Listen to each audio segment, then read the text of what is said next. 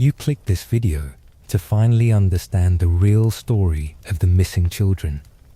Not just that Afton killed them, but who they were, how he took each one, what their souls went through inside those suits, and whether any of them ever actually got peace.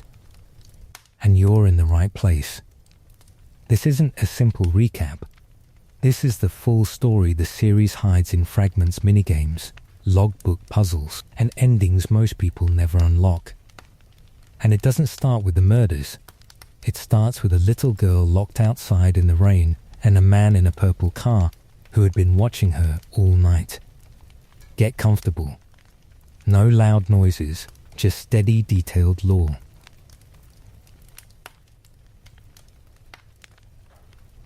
The flagship restaurant during the mid-1980s wasn't just a simple neighborhood venue for families. It functioned as a major corporate phenomenon that captured the trust of parents across the entire community. The bright lights and colorful decorations created an illusion of absolute safety that masked the underlying vulnerabilities of the operation. Children ran through the dining room without restriction, drawn by the music and the digital displays that filled the main stage area. The company manufactured an image of wholesome entertainment that made suspicion feel completely unnecessary for the guests who visited each weekend. Parents routinely left their young children near the main stage while they sat at distant tables. This complete trust from the public was exactly the weapon that William Afton used to execute his plans.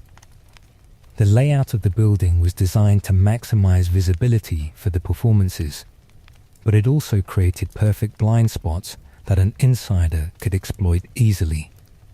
The regular staff focused entirely on the heavy volume of customers, leaving the peripheral corridors unmonitored during the busy afternoon shifts. The atmosphere was loud, filled with a continuous layer of background noise that could drown out any unusual activity. The sensory experience inside the building played a major role in lowering the natural guard of the families. The scent of cheap food mixed with the sound of automated laughter, creating a familiar environment where danger felt impossible. Children viewed the stage characters as real friends, approaching the platform with total confidence during the scheduled routines. This psychological comfort was a calculated asset for the company, which spent thousands of dollars to ensure the mascots remained approachable. No one looked closely at the adults who managed the backstage areas, assuming the uniform guaranteed protection. Afton understood how to manipulate this institutional comfort to his advantage. He didn't need to force his targets into the shadows, utilizing the welcoming nature of the facility to isolate them in plain sight.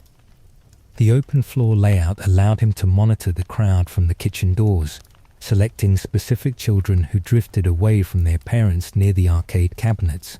The restaurant provided a perfect shield for a predator, because the community refused to believe that evil could function inside a place built for childhood joy. The innocence of the venue became its most dangerous element. William Afton didn't navigate the pizzeria as a suspicious outsider hiding in the shadows. He was a co-owner of the business, a familiar executive who held the keys to every locked room and storage closet inside the facility. The employees followed his directives without question, and the guests viewed him as a legitimate authority figure who managed the daily operations. This official status allowed him to move through the restricted corridors without raising a single question from the staff on duty. He understood the exact schedule of the shifts, knowing when the security guards were distracted by the floor traffic. The yellow rabbit costume resting in the back room served as his primary tool for the upcoming crimes.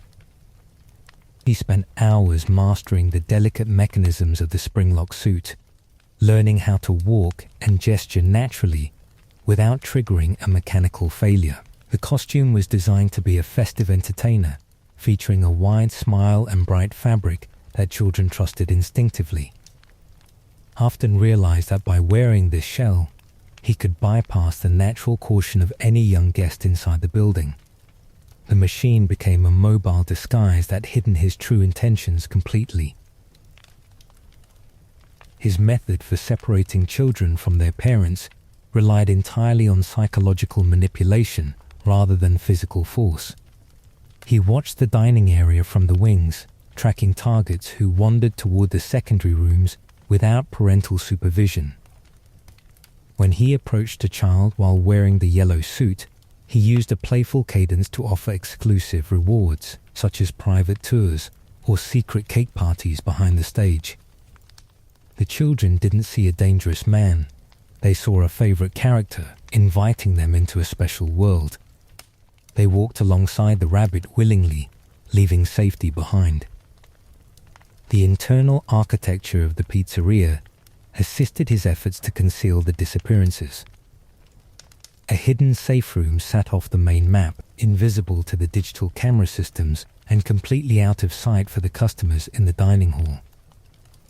Afton guided the children down the narrow maintenance hallway, using his keys to open the heavy door before anyone noticed the absence of the guests. The design of the facility allowed him to vanish with his targets in seconds, leaving the parents to search the public areas while the real tragedy occurred behind a solid wall. Henry Emily recognized the inherent safety risks that came with managing a crowded family restaurant. He didn't want to rely entirely on human staff to monitor the younger guests, designing a specialized security machine to watch the doors. This slender marionette wasn't built to perform musical numbers on the main stage, sitting inside a large prize container near the main entrance. The device functioned as an automated guardian, running a unique tracking program that stayed active throughout the operational hours of the venue. The security system relied on a green wristband system to identify high-priority targets on the floor. The machine's optical sensors scanned the dining room continuously, looking for the specific reflection of the plastic band near the exit points. If a child wearing the band approached the main doors without an adult, the marionette would deploy from its box automatically to block the path. Henry put his total trust in this digital programming, believing that his code could prevent a critical incident when the staff was busy with the crowd. Charlotte Emily was the specific child the machine was manufactured to protect during the busy weekend shifts. Henry wanted to ensure his daughter stayed safe while he was occupied with mechanical repairs in the backstage workshops. He programmed the device to prioritize her wristband above all other data, creating a direct link between the toy and the girl. He thought this automation would insulate his family from the chaotic environment of the restaurant, ignoring the vulnerability of a physical machine to external disruption. The defensive system failed on the one night that mattered most due to cruel playground bullying. A group of older children placed a heavy container over the marionette's box, trapping the security device inside the gift counter while Charlotte walked out into the dark alleyway. The program inside the machine registered her departure, but the physical constraints prevented an immediate deployment. The automated protector stayed stuck in the dark, while the tracking indicators signaled that its target was moving away from the safety of the building.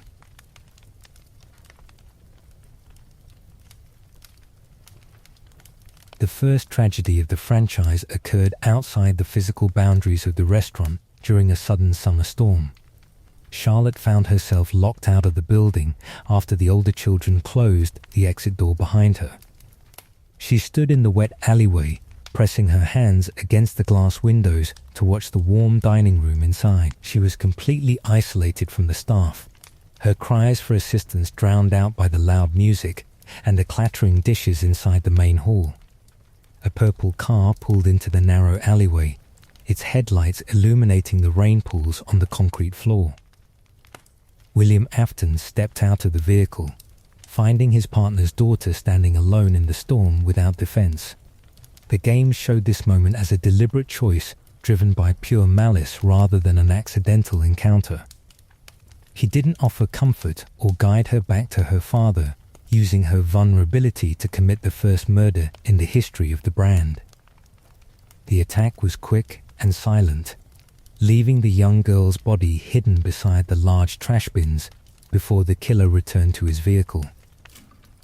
Afton drove away into the night, leaving no physical evidence behind that could link his name to the crime scene. He believed he escaped detection completely unaware that the trapped security machine inside the building was finally breaking through its restraints to find the target. The crime was completed before a single adult in the kitchen noticed the empty alley.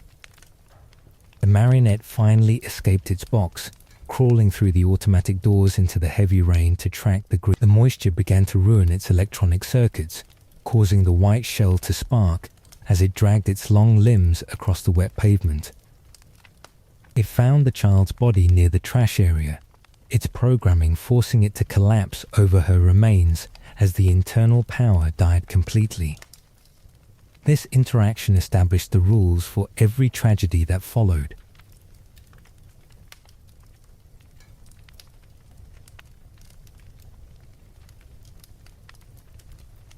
The rainwater caused a total failure within the electronic components of the security machine as it lay in the alley.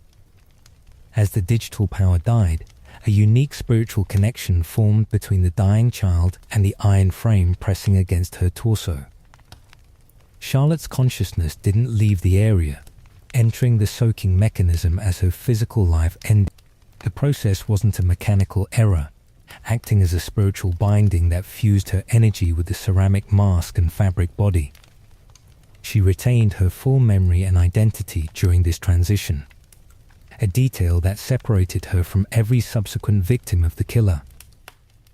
She didn't experience the immediate confusion or the memory loss that clouded the minds of the children who died. She knew exactly who she was, remembering her father's workshop and the face of the man who left her in the rain. This clarity turned the toy into a conscious entity that operated with a real purpose from her first night. The moment she understood what had been done to her was the moment the marionette ceased to be a simple security tool. She looked through the black eye sockets, realizing that her physical body was gone and she was locked inside a slender frame. She didn't strike out in random anger against the restaurant, using her advanced awareness to study the environment. She accepted the burden of her new existence, turning her attention toward the surrounding rooms to monitor the actions of her killer. The character stayed inside the building, hiding inside the prize box during the day to avoid alarming the customers. She watched the families interact with the mascots, recognizing the danger that stayed active behind the corporate paperwork. Charlotte became a silent observer of the partnership, waiting for the day William Afton would make his next move against the guests. Her presence turned the restaurant into a haunted structure before the missing children incident ever began.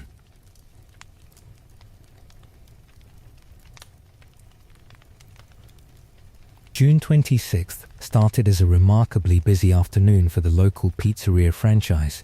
The main dining room was completely packed with families celebrating the start of the summer vacation, creating a chaotic environment for the floor staff. Children crowded around the performance stage, their attention fixed entirely on the musical routines of the classic characters. The continuous noise from the arcade games and the shouting guests generated a perfect shield for a predator who understood how to exploit a crowd. The timing of the incident was a calculated choice by William Afton to minimize corporate surveillance. He knew that during the weekend rush, the employees were too distracted by service duties to monitor the backstage entrances. The security guard on duty was occupied with a minor disturbance near the main counter, leaving the peripheral corridors completely open for an insider. Afton used this window of total confusion to don the yellow rabbit costume inside the hidden safe room, preparing his disguise before entering the public floor. He moved through the crowded arcade area with a gentle cadence, selecting 5 specific children who were separated from their families during the rush. He didn't use force or display a weapon, utilizing the cheerful reputation of the rabbit character to override their natural caution. He spoke to each target individually, using a playful voice to promise a private viewing of a special mascot behind the stage. The children followed the yellow rabbit willingly, walking down the narrow corridor toward the restricted zone, without a single adult noticing their departure. The 5 targets were guided into the dark storage room behind the main stage area, where the door locked automatically behind them. Afton removed his mask, revealing his identity to the victims before ending their lives in the dark space. The entire operation occurred within a single hour, while the parents continued to eat dinner in the main hall. The company's security system didn't record the event because the safe room sat outside the digital camera network, letting the killer finish his work without a paper trail.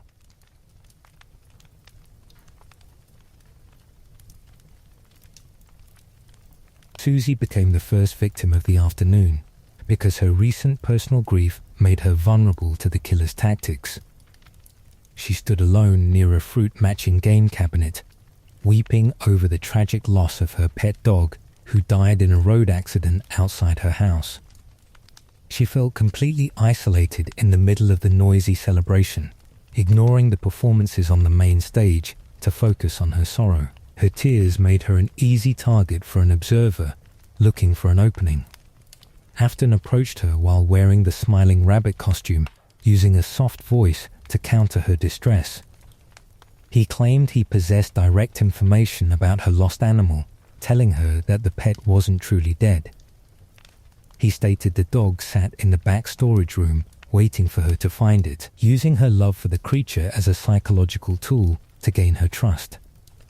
Susie looked up at the yellow mascot, wanting to believe the false promise more than anything else. The minigames revealed the exact moment she chose to ignore her natural instincts to follow the stranger. She wiped away her tears and took the rabbit's hand, believing that the character was a real friend who wanted to help her. She walked down the narrow maintenance hallway, leaving the bright arcade room behind for a lie. That choice sealed her fate, turning an innocent child into the first casualty of the missing children incident. She entered the dark storage room, expecting a reunion with her pet, but she found only empty boxes and spare parts on the floor. Before she could turn back toward the hallway, the door snapped shut, and Afton ended her life before her parents realized she left the game area. Her profound sorrow followed her into the dark, leaving her spirit trapped inside the building while the restaurant continued its daily routine outside the locked door.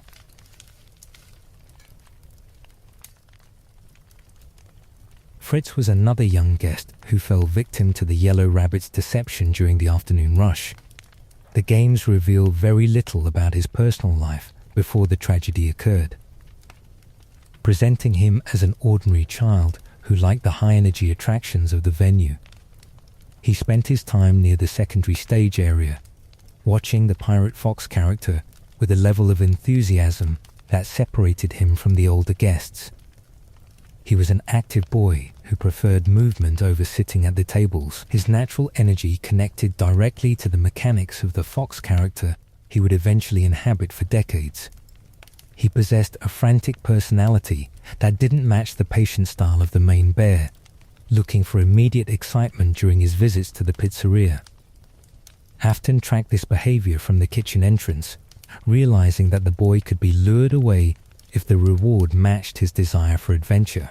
The killer approached him during a pause in the performance, using a secret signal to draw his attention. The rabbit suit offered him an exclusive look at the mechanical interior of the pirate stage, a promise that appealed to his curious nature. Fritz didn't hesitate, running alongside the yellow costume down the restricted corridor without alerting his friends near the prize counter. He thought he was participating in a private game managed by the staff, leaving the public area behind in a burst of speed. His independence made it easy for Afton to isolate him without raising an alarm on the floor. His life ended quickly inside the dark storage room, making him one of the 5 children who vanished from the registry that day. The intense confusion of his final moments generated a raw anger that entered the building's infrastructure immediately. He didn't fade into a quiet rest, his spirit staying awake inside the room while his physical body was hidden away from the police. Fritz carried a heavy burden of rage into the dark, setting up a hostile presence that refused to be silenced by the corporate executives.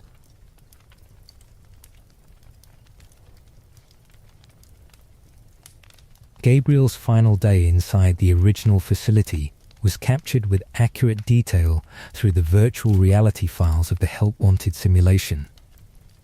The birthday sequence within the software didn't present a generic scenario, showing a specific party room layout that functioned as a deliberate trap. The small table featured a large frosted cake surrounded by empty plates and festive balloons, indicating a celebration that ended abruptly. Gabriel stayed at the table after his young guests departed for the main arcade concourse, completely unaware that a corporate insider was tracking his position from the kitchen door. The atmosphere was loud, masking the sound of the approaching mascot. The yellow rabbit costume stepped into the private room once the hallway fell quiet, using a cheerful cadence to override the child's natural caution.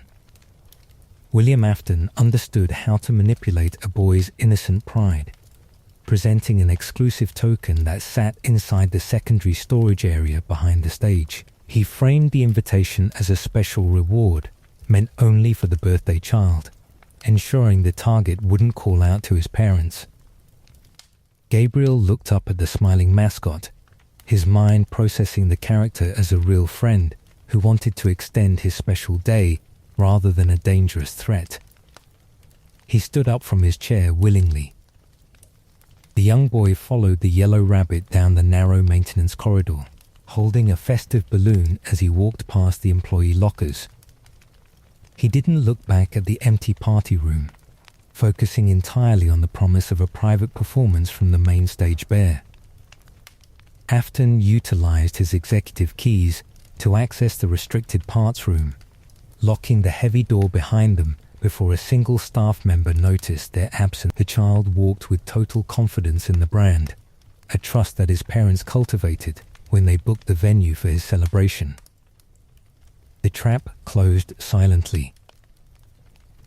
The games suggested that Gabriel was actually the youngest boy murdered during the missing children incident that afternoon. This detail added a layer of specific cruelty to his fate, as his small stature made it impossible for him to fight back when the mask was removed in the dark room.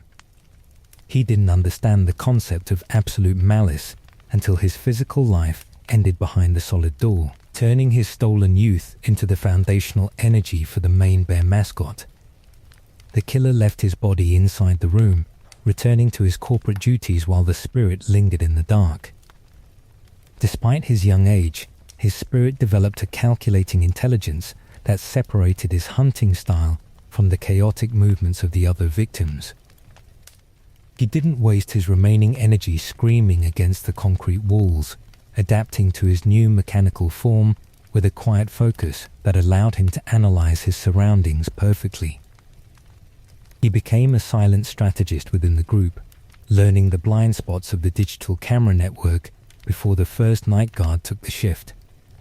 His mind stayed sharp, turning his initial panic into a baseline of controlled behavior that dominated the night hours. He retained a permanent connection to his final birthday celebration, a memory that stayed active inside his consciousness for decades. The black top hat and matching boatee weren't just parts of an entertainment costume to him, acting as the physical markers of the day his life was taken. He carried this memory into the structure of the bear machine, using his position as the stage leader to coordinate the paths of his companions. Gabriel turned a childhood tragedy into an organized resistance, ensuring that his presence would dominate the history of the venue until someone paid.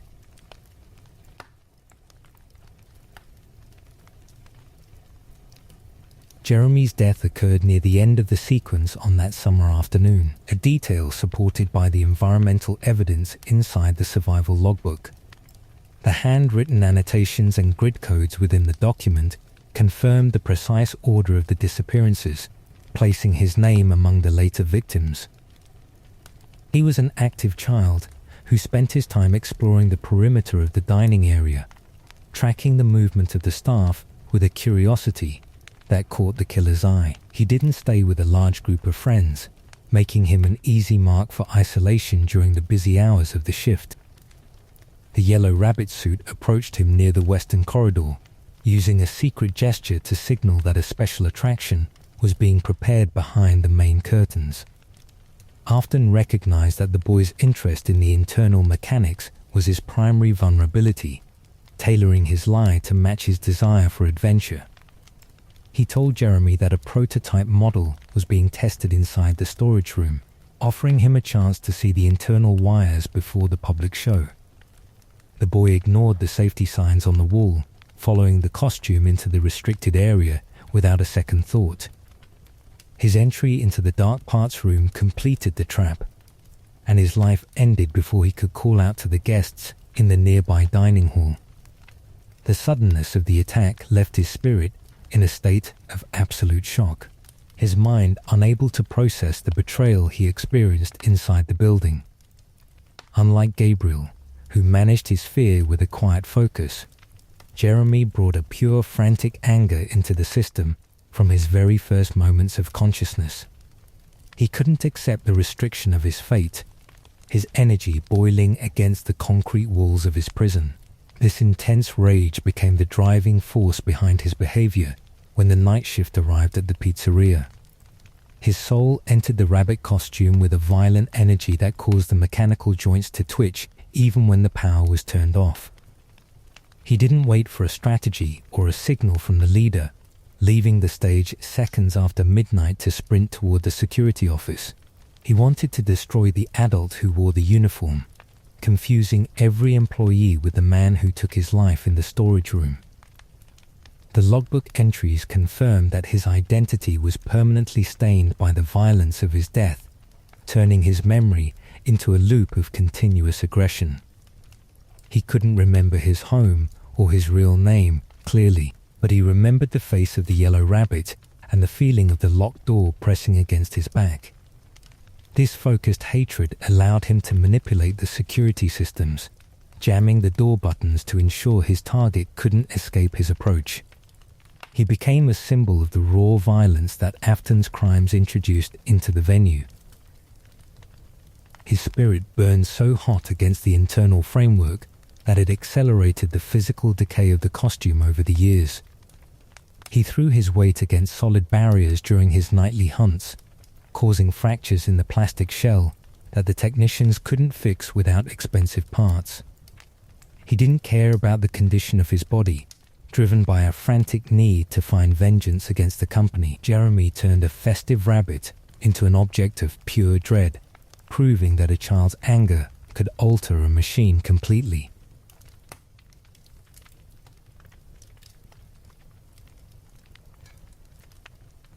Cassidy was the final child taken during the missing children incident, and her story remained the most complex mystery in the entire early timeline. The complex puzzles hidden inside the survival logbook required researchers to decode a series of grid numbers and altered text lines to finally uncover her name.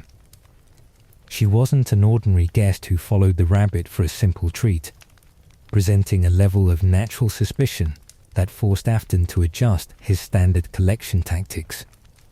She watched the corridors with an intelligence that made her dangerous to his operations. The killer had to isolate her when the restaurant was nearly empty, using a custom invitation that focused on a hidden character that didn't perform with the main band. He led her into the deepest section of the backstage rooms, away from the storage area where the other 4 bodies were already hidden inside the parts boxes. Cassidy realized the danger too late, her life ending in a private corner of the facility where the security cameras were completely disabled. Her death was a calculated execution that closed the afternoon's work for the predator. She was completely different from the other 4 victims from the exact moment of her death due to the unique nature of her vessel. She didn't enter a functional stage machine that could walk through the dining room on automated tracks. her soul was bound to a spare golden bear costume that lacked a physical endoskeleton, leaving her shell slouched on the concrete floor like an empty sack of fabric. This physical limitation prevented her from participating in the standard routines, forcing her consciousness to manifest as an unstable anomaly. Because she lacked a mechanical conductor to ground her energy, she developed supernatural abilities that the other four spirits never achieved across their years in the building.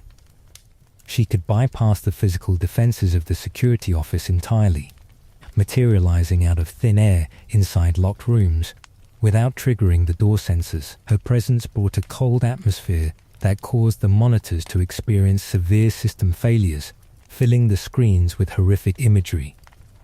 She became a glitch in the reality of the pizzeria, a ghost that operated outside the rules of the hardware.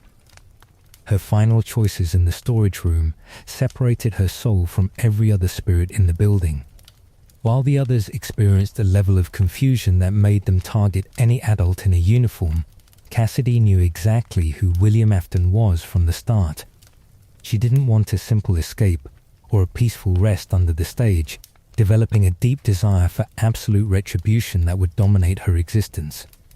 She refused to let her killer find an exit from his actions, turning her grief into a weapon that could trap a soul across eternity.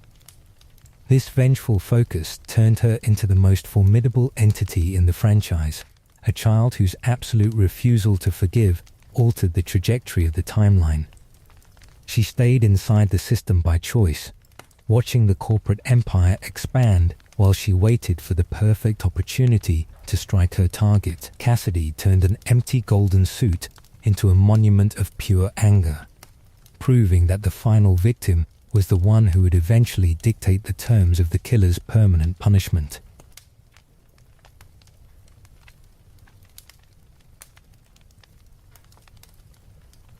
The physical aftermath of the missing children incident required a desperate effort from William Afton to conceal his crimes before the morning shift arrived. He didn't attempt to carry the 5 corpses out of the building through the public exits, knowing the risk of detection was too high for his position.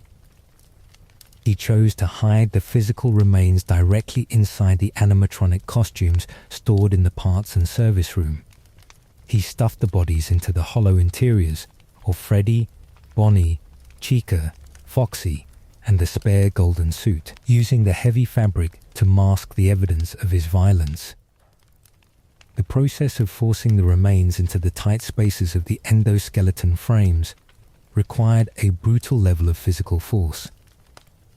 The iron mechanisms inside the suits pressed tightly against the victims, creating a gruesome union of organic material and industrial machinery.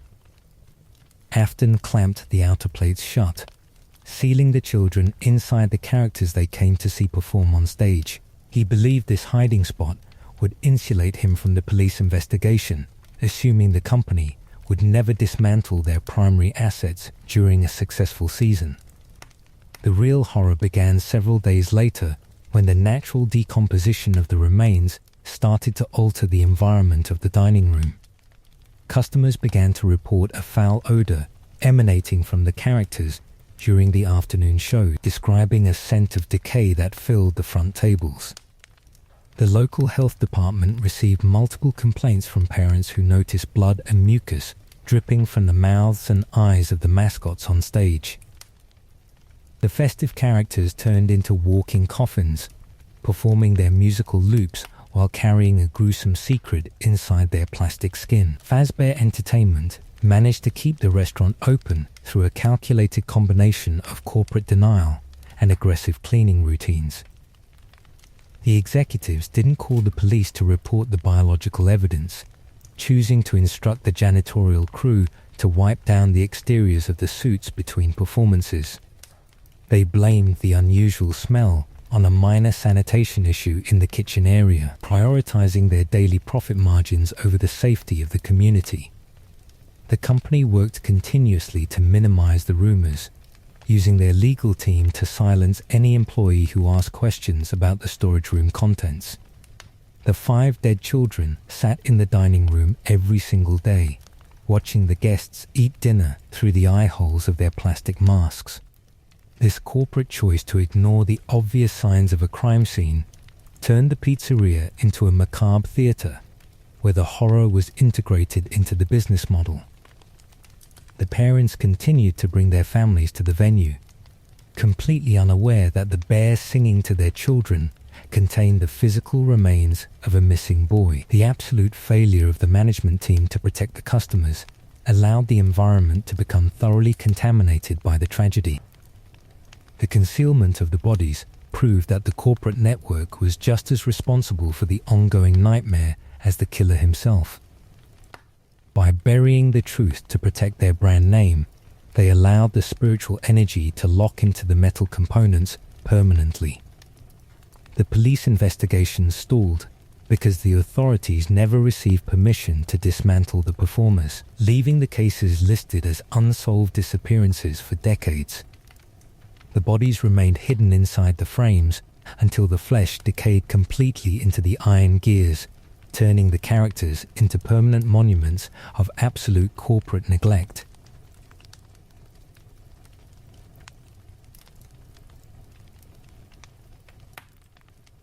The marionette slipped out of her prize container during the quiet hours after the police finished their initial walkthrough of the dining hall. Charlotte guided the slender frame through the narrow maintenance corridor, her movements silent as she approached the locked door of the parts and service room.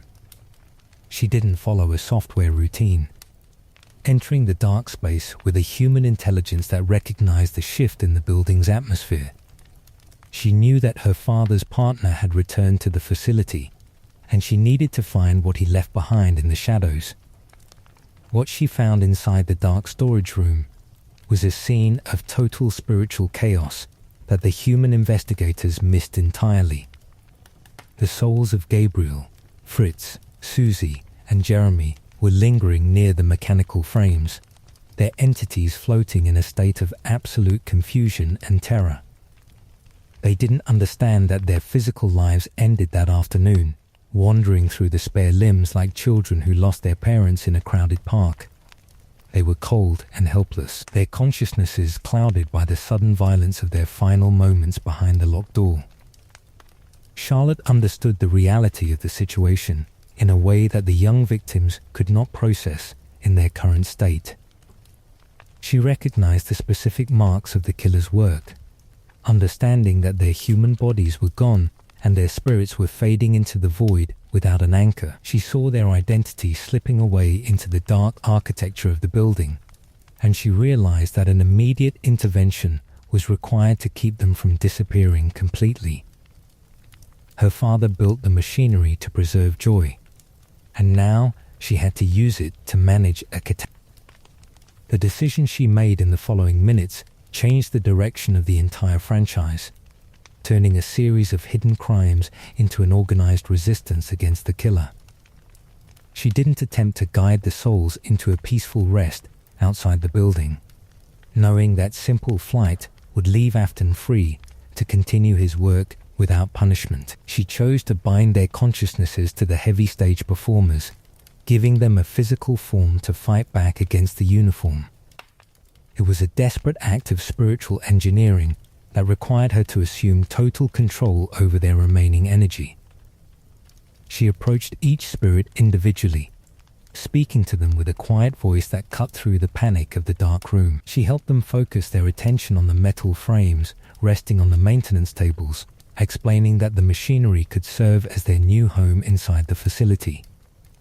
The children didn't understand the cost of her plan, looking to the slender puppet for guidance, because she was the only entity who displayed an absolute certainty in the dark.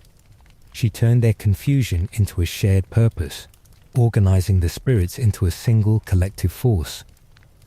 Her intervention in the parts room completed the union between the children's grief and the company's hardware, establishing the baseline mechanics for how possession functioned across the entire timeline. She didn't let them fade into the void, anchoring their pain to the iron skeletons to ensure that the crime couldn't be buried by the corporate executives. The marionette became the architect of their survival, a child who accepted the burden of the mask to ensure that someone would eventually pay for the lives that were stolen that afternoon. Part 14. The Gift of Life. The mechanism Charlotte used to bind the 5 souls to the machinery required a direct physical manipulation of their spiritual energy within the storage room. She reached into the parts bins, lifting the heavy plastic masks of Freddy, Bonnie, Chica, and Foxy from their stands to carry them toward the lingering spirits.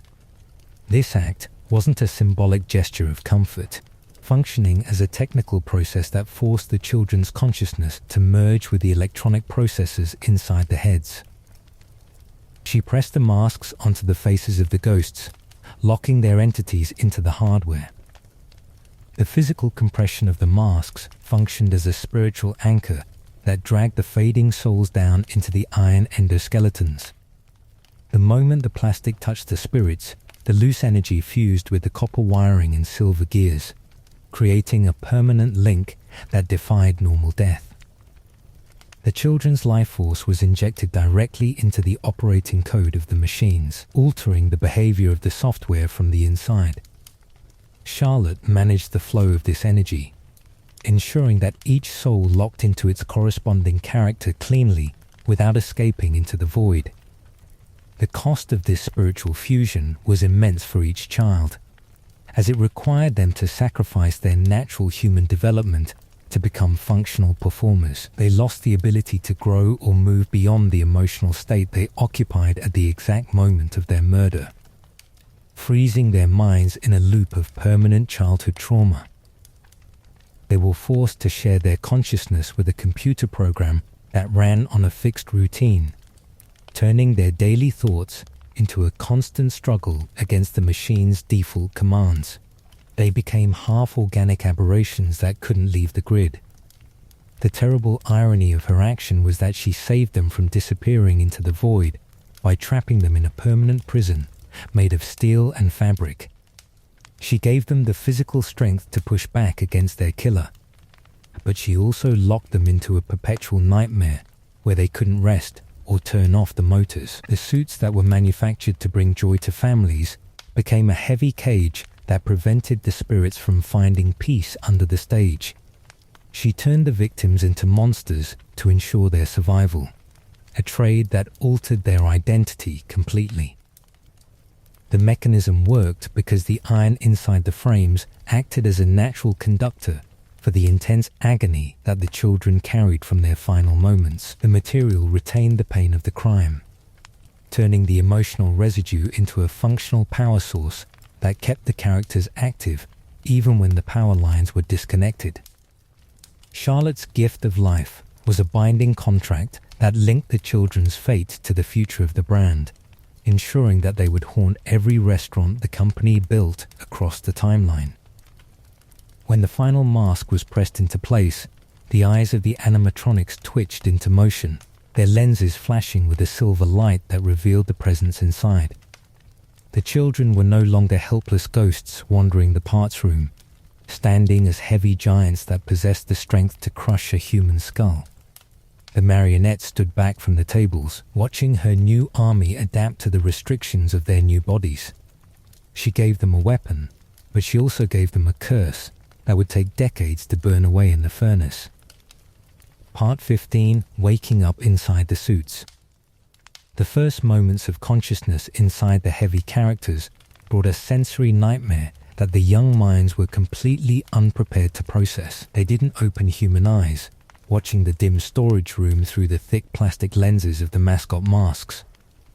The simple act of breathing was gone, replaced by the low hum of internal cooling fans and the steady click of hydraulic valves inside their chests. The children felt their entities compressed into a rigid skeleton of iron bars, a physical restriction that made independent movement feel incredibly clumsy. The machine's baseline programming layered over their thoughts instantly, forcing its automated protocols onto their remaining memories. When the internal systems initialized, the software tried to execute its standard stage routines, sending digital commands to the motors to wave their hands and blink their eyes in a pre-recorded loop. Gabriel and Susie had to fight against this code to maintain a small scrap of their true personalities, experiencing the software as an invasive force that wanted to rewrite their choices. The identity of the child was buried beneath a layer of corporate data. The system code overwrote their access to specific personal details, causing their memories of their homes, their parents' faces, and their real names to fade into a blur over the first few nights. They kept the intense emotions that defined their final moments of life, such as Susie's deep grief for her pet and Jeremy's frantic panic near the corridor. The complex human elements were deleted by the processor, leaving a raw baseline of trauma that stayed active within the wiring. They ceased to think like normal children, operating on a frequency of pure survival. A sudden realization occurred when the morning shift entered the building to prepare the dining room for the daily customers. The spirits looked through the stage curtains, noticing that the adults who walked past their platforms wore the exact same purple uniform as the man who lured them into the storage room. They couldn't distinguish between individual employees because their corrupted vision focused entirely on the institutional markers of the brand. The badge and the fabric became a signal of absolute danger, turning every staff member into a potential predator. They realized that they couldn't speak to the guests or call out for assistance during the day hours, as the system code locked their vocal processors into a pre-recorded track of festive songs. Gabriel had to stand completely still while families ate pizza beneath his platform, his spirit screaming behind a plastic smile that couldn't alter its expression. The forced performance was a form of continuous psychological torture that turned their initial confusion into a focused hatred for the adults who managed the facility. They were items on a stage, frozen in place while the world moved past. This complete loss of human agency turned their attention entirely toward the night hours when the customers left the hall. When the main lights clicked off at midnight, the programming allowed the free roaming mode to activate, releasing the motors from their stage coordinates. The children took control of the heavy limbs, stepping off the platform with a stiff cadence that revealed their internal state. They didn't want to perform the corporate routine anymore, turning their attention toward the security corridor where the night watchman sat behind an open desk. Part 16. Why they attacked the night guards. The regular assaults on the security employees weren't driven by a simple glitch in the free roaming software or a malfunction in the facial recognition database. The children targeted the watchman because the security uniform triggered an immediate trauma response inside their remaining memory files.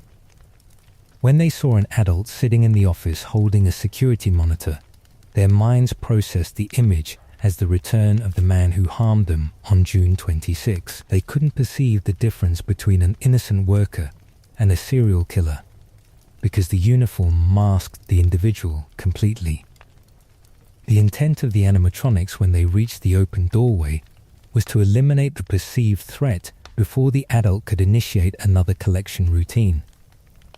They didn't want to play a game with the employee, viewing the security desk as the command center for the predator who locked them inside the storage room.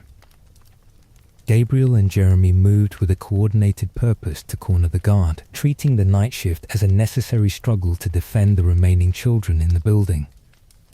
They wanted to ensure that the uniform couldn't harm anyone else behind the stage. The act of stuffing the court guard into a spare mechanical suit carried a deep psychological meaning for the trapped spirits.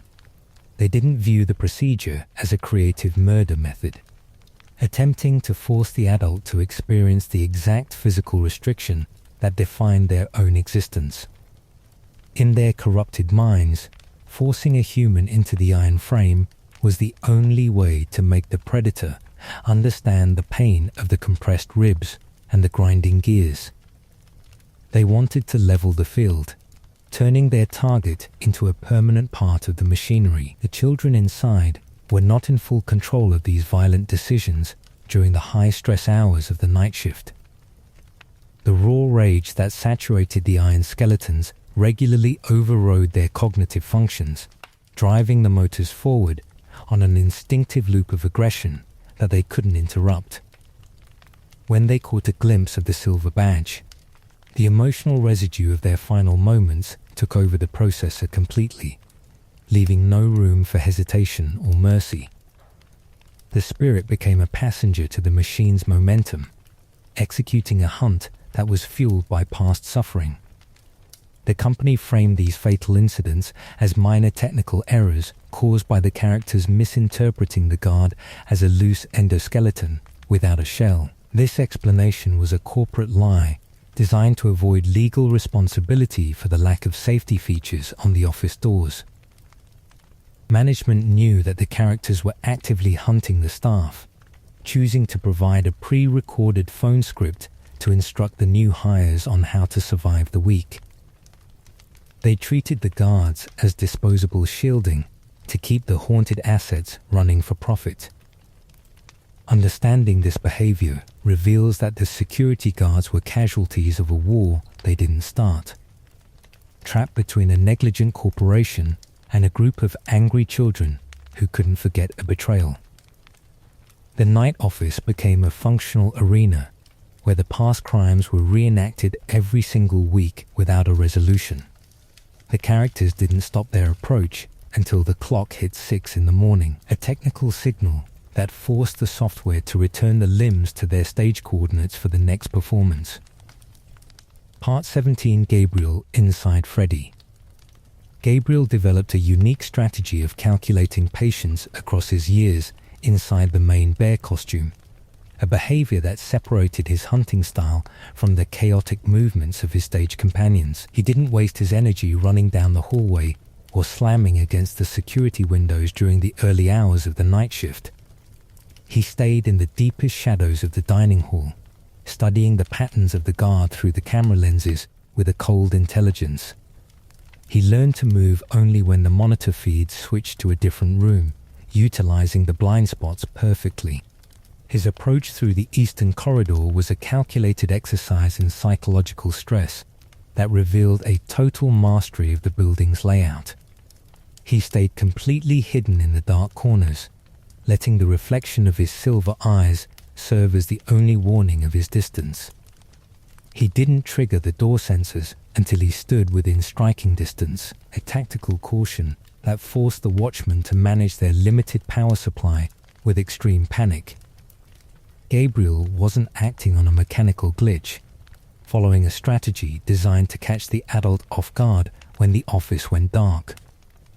The black top hat and matching microphone became permanent fixtures of his identity that he could never set down or alter. These items weren't toys to the spirit, functioning as the physical symbols of his forced performance inside a restaurant that stole his life. He had to carry the props through every night shift, a constant reminder of the birthday party that ended in a dark storage room.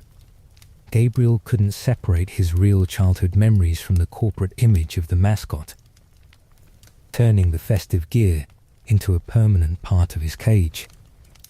The specific cruelty of his existence was the requirement to perform for thousands of happy children every single day while being unable to speak his true thoughts. He had to stand on the wooden stage during the afternoon rush, his vocal lines controlled by a digital track that delivered cheerful songs to the customers. He watched normal families celebrate birthdays beneath his platform, his spirit trapped behind a plastic gaze that couldn't blink or express sorrow. This daily routine turned his internal grief into a focused baseline of anger that stayed active behind the show. He used his position as the main character to coordinate the movements of the group during the night hours.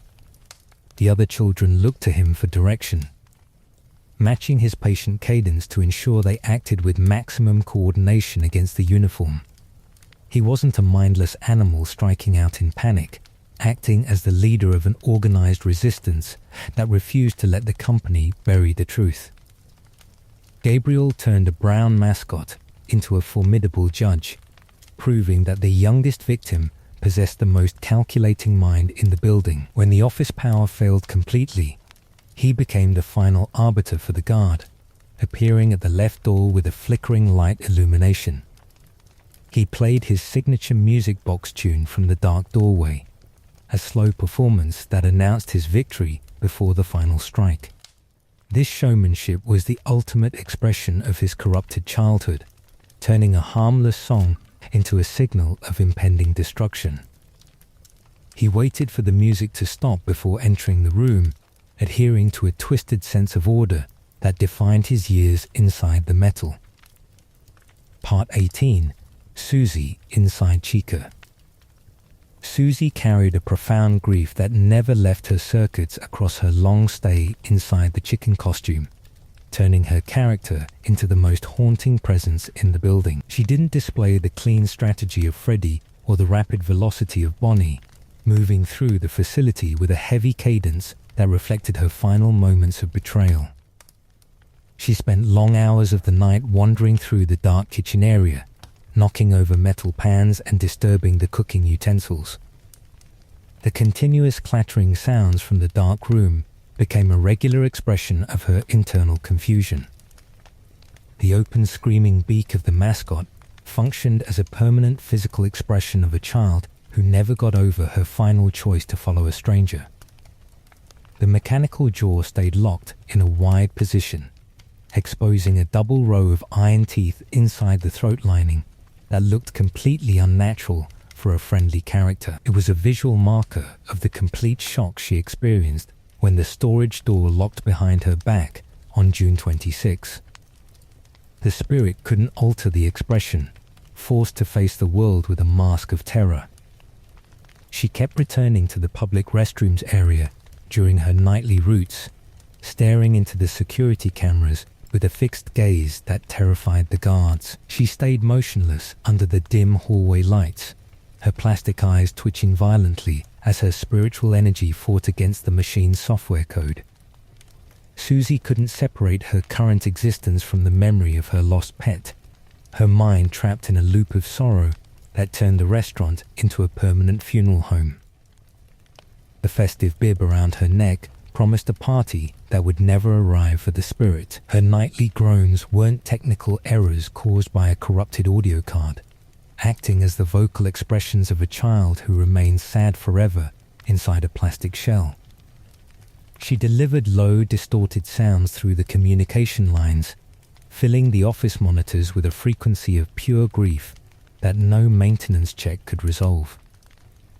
She didn't hunt with a desire for power, striking out at the guards, because the uniform reminded her of the lie that took her away from her family.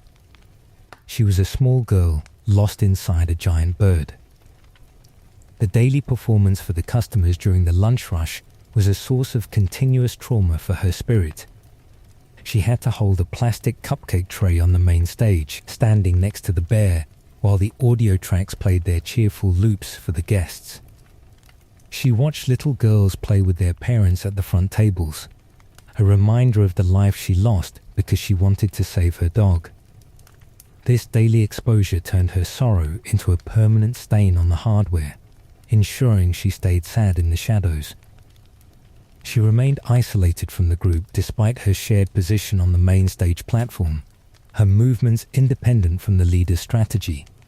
Her path through the eastern side of the building was a solitary walk that emphasized her status as the first victim of the incident. Susie turned a simple chicken entertainer into an object of profound melancholy, proving that the corporate paint couldn't conceal the real tragedy of a child who trusted a smiling rabbit. She stayed awake in the dark, a spirit that couldn't find an exit from her grief. Part 19. Fritz inside Foxy.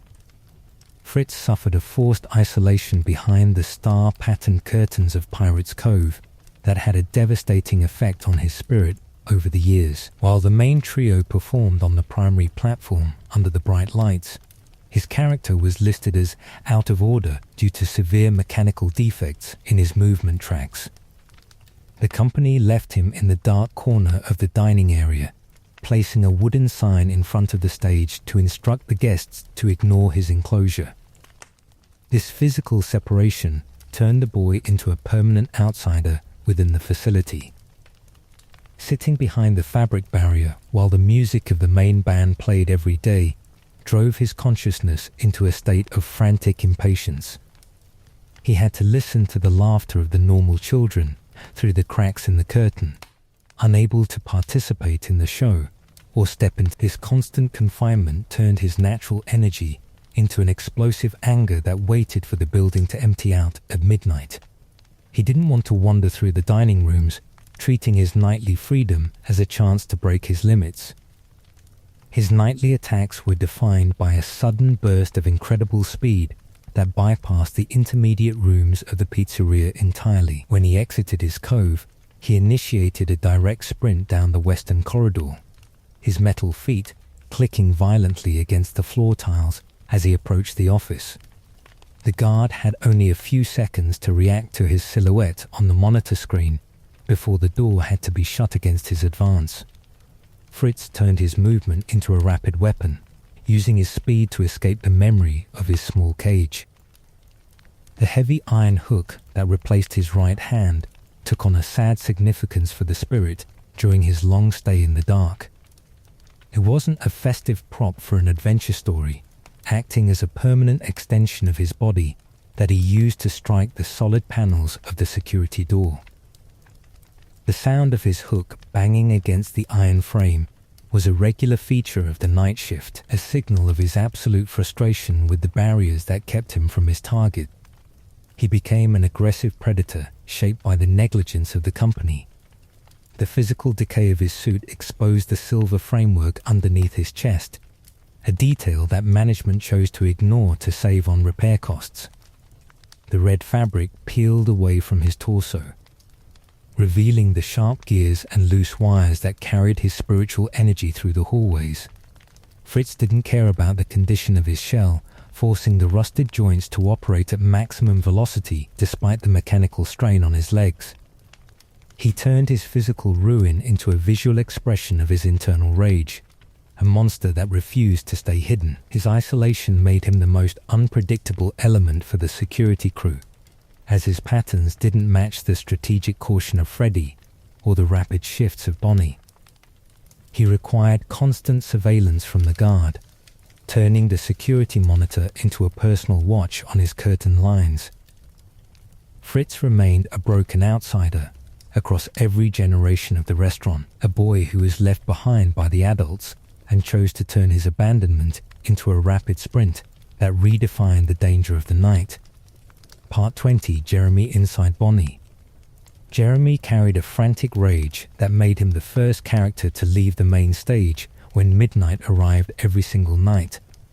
He didn't check the cameras or wait for a coordinated signal from the leader, stepping into the dining hall seconds after the watchman's shift began. His spirit burned with an intense desire for immediate confrontation, forcing the mechanical legs to advance through the western corridor with a speed that caught new guards off guard. He wanted to break the safety of the office before the adult could organize their resources. His movements through the storage rooms were defined by a violent lack of control that caused him to twitch and slam into barriers. He didn't creep through the shadows with the stealth of Freddy, moving with a jerky cadence that shook the plastic panels of his blue suit.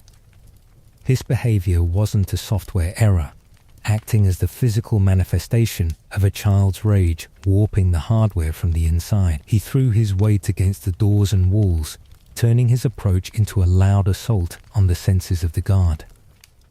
The physical decay of the withered suit at the second location revealed how hard his spirit had burned against the machine, containing it over the years. When the company stripped his face and his left arm to harvest spare parts for the newer models, they left an empty void where his features used to sit. Jeremy didn't let this severe damage reduce his threat, using the exposed wires and glowing red pins inside his skull to stare through the security window. The missing face became the ultimate expression of his absolute anger against the company. He crawled through the narrow ventilation shafts of the new building with a frantic energy that ignored his lack of a left arm. He forced his heavy iron skeleton through the pipes, his loose wires sparking against the metal panels as he approached the office desk. The watchman had to put on a plastic mask immediately when he appeared in the room. a defensive tactic designed to trick his corrupted vision before his claws could reach the console. He stayed a relentless hunter that refused to let his physical limitations slow his progress.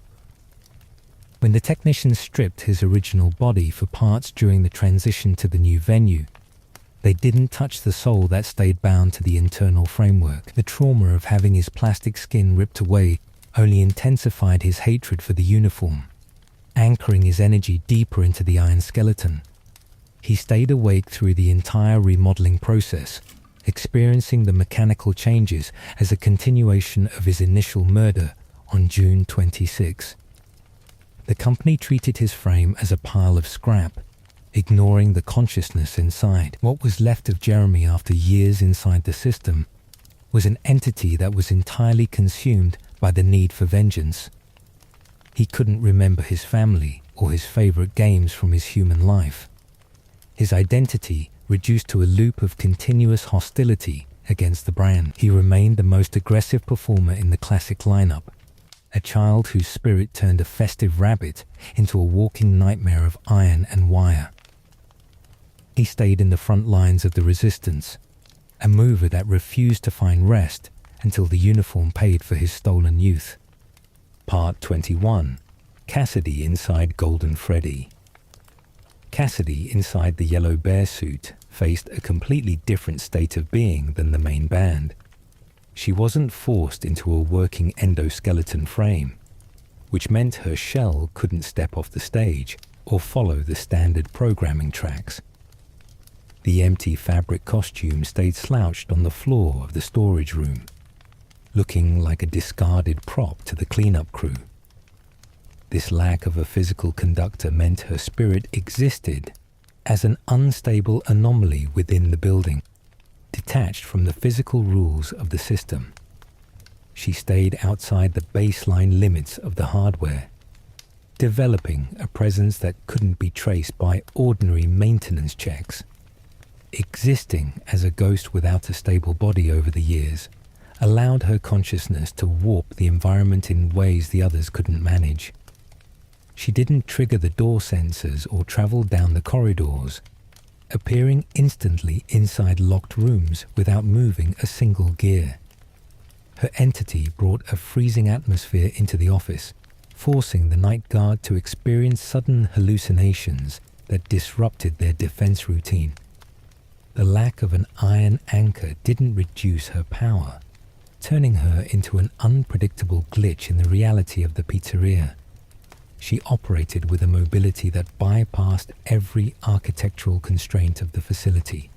The system crashes she triggered by simply materializing showed her absolute control over the digital architecture. When her giant face filled the security monitors, the camera software experienced a total failure that forced the console to restart completely. She didn't use physical claws to strike the employee, using her spiritual energy to attack the electronics directly. This unique manifestation proved that her anger was too intense to be contained by the simple programming rules that managed her companions.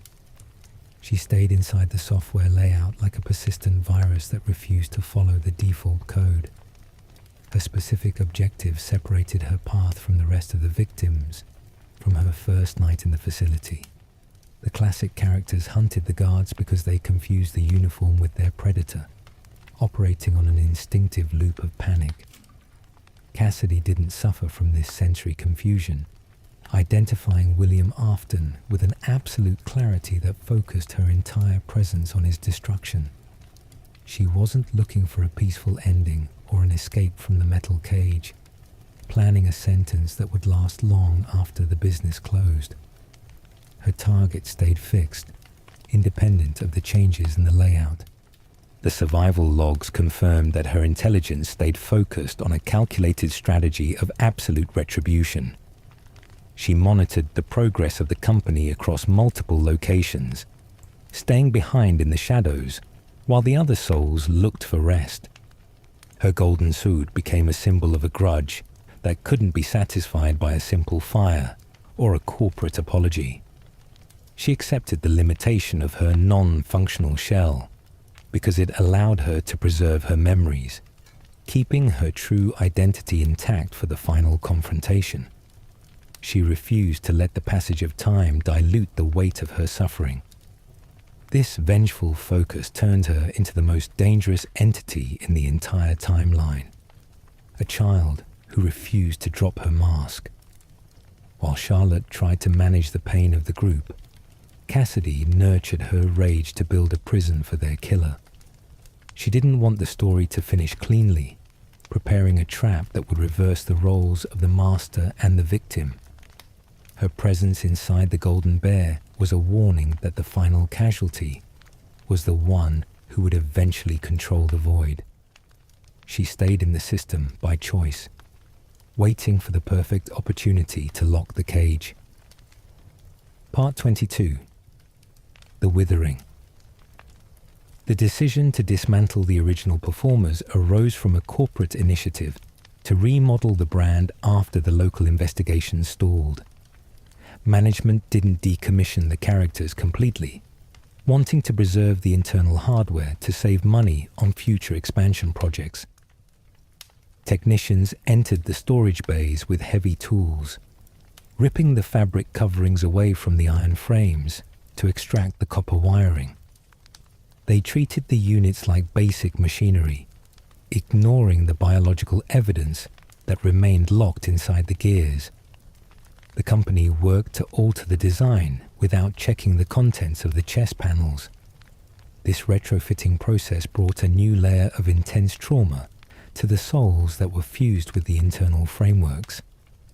The children stayed awake through the entire procedure, experiencing the removal of the outer shells as a direct continuation of their initial murder. They couldn't move their limbs to resist the wrenches, forced to feel every mechanical alteration to their bodies.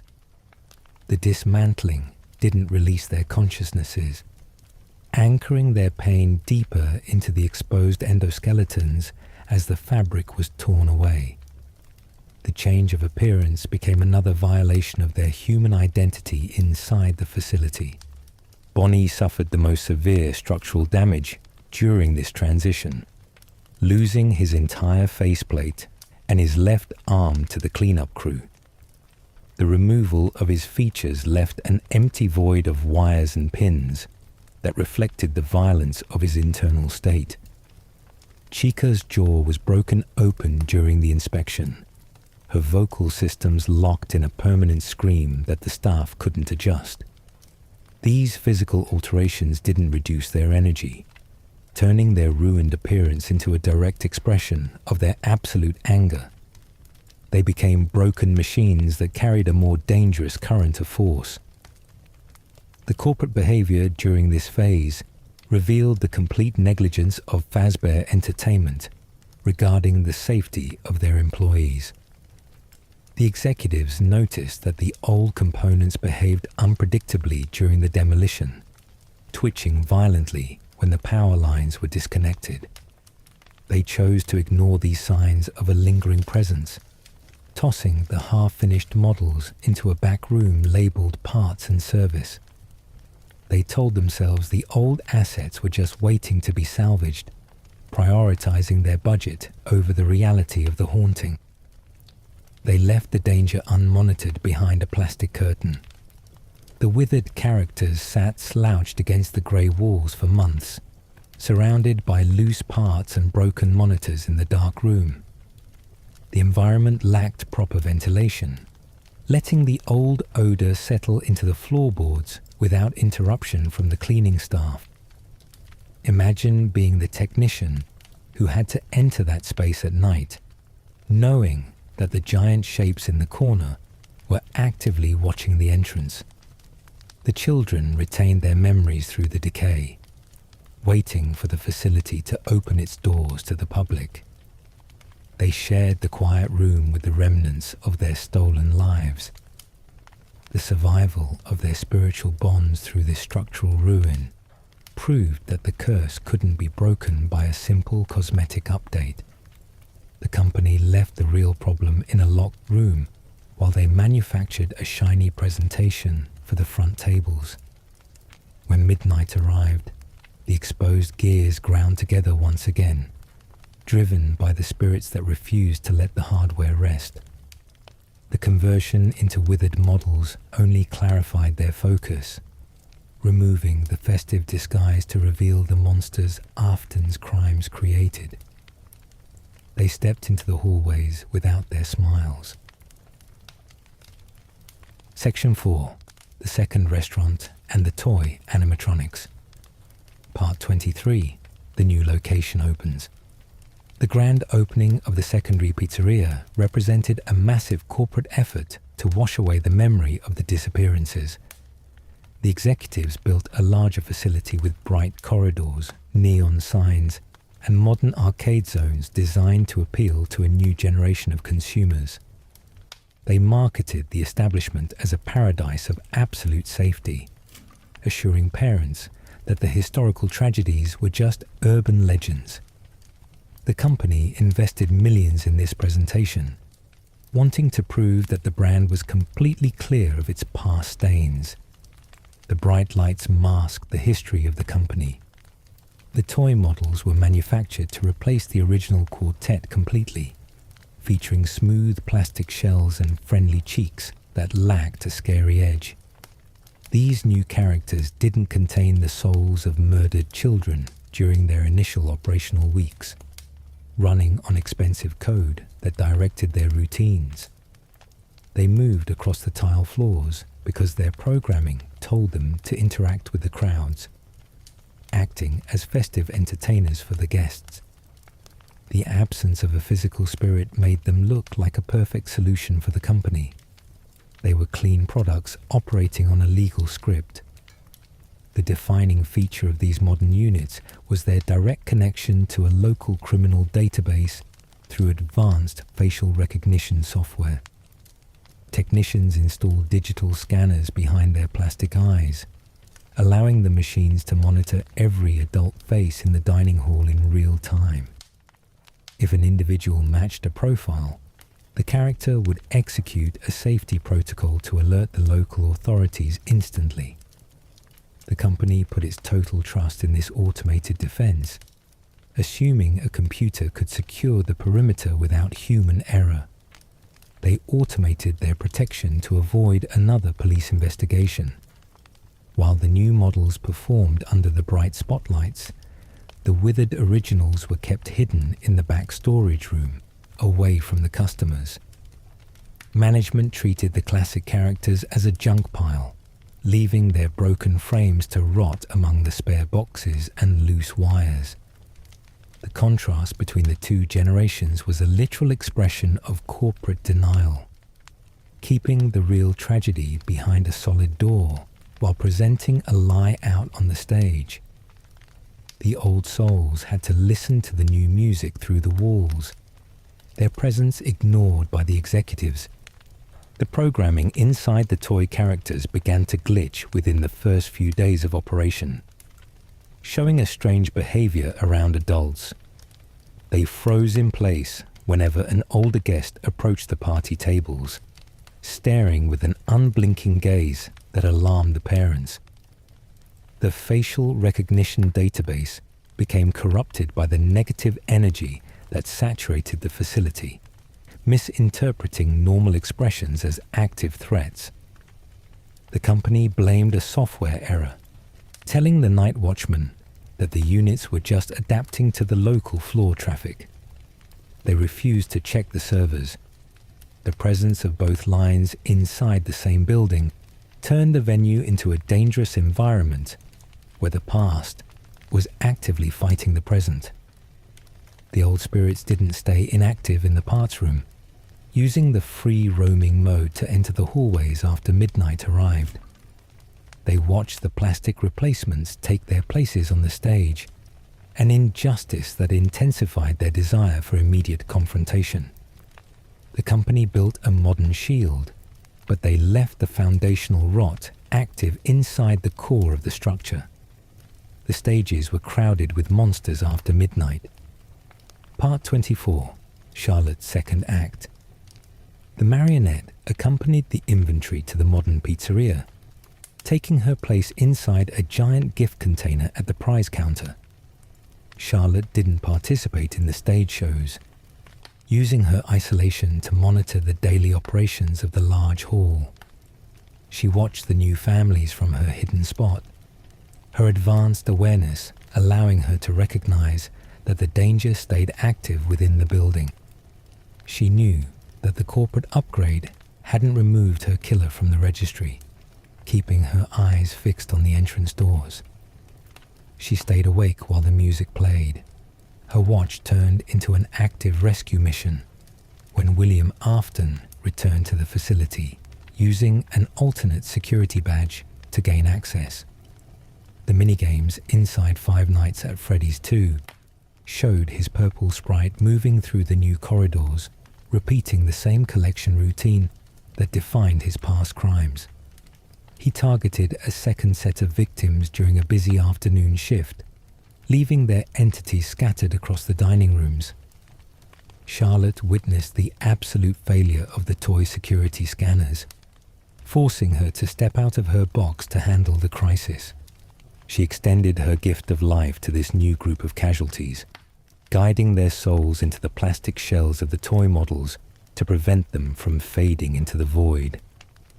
She pressed her frequency onto their code, turning Balloon Boy, Mangle, and the main replacements into active vessels for the new grief.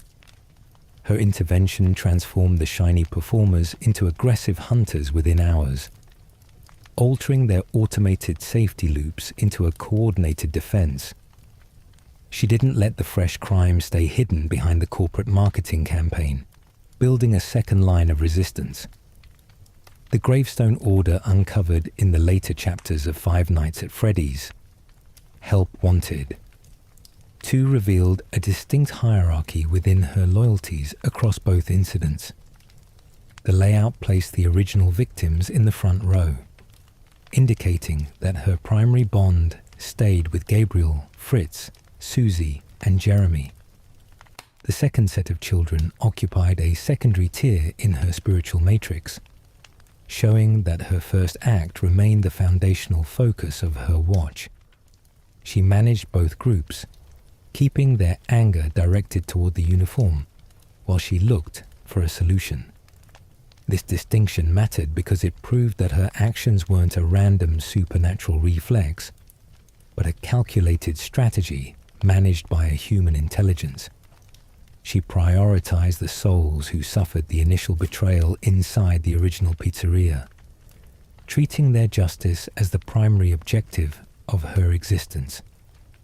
The toy models functioned as a secondary line of defense, an expansion of her army built to handle the killer's persistence.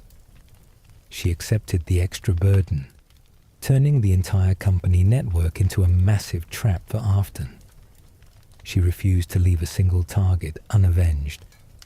Her role across both locations established her as the true architect of the resistance throughout the timeline. She didn't allow a single crime to pass without a physical consequence for the brand, tracking the movement of the killer across the decades. Her presence inside the music box was the only thing that kept the facility from collapsing into absolute chaos during the day shifts. Charlotte carried the weight of both tragedies, a girl who refused to let the corporate network bury the names of the dead. She stayed in the dark until the final matches were struck. Part 25. The Children Hunting the New Guard. Jeremy Fitzgerald experienced a continuous sensory nightmare across his 7 nights inside the security office of the secondary location. He sat behind an open desk that lacked defensive doors, relying entirely on a plastic mascot mask and a small flashlight to survive the shift.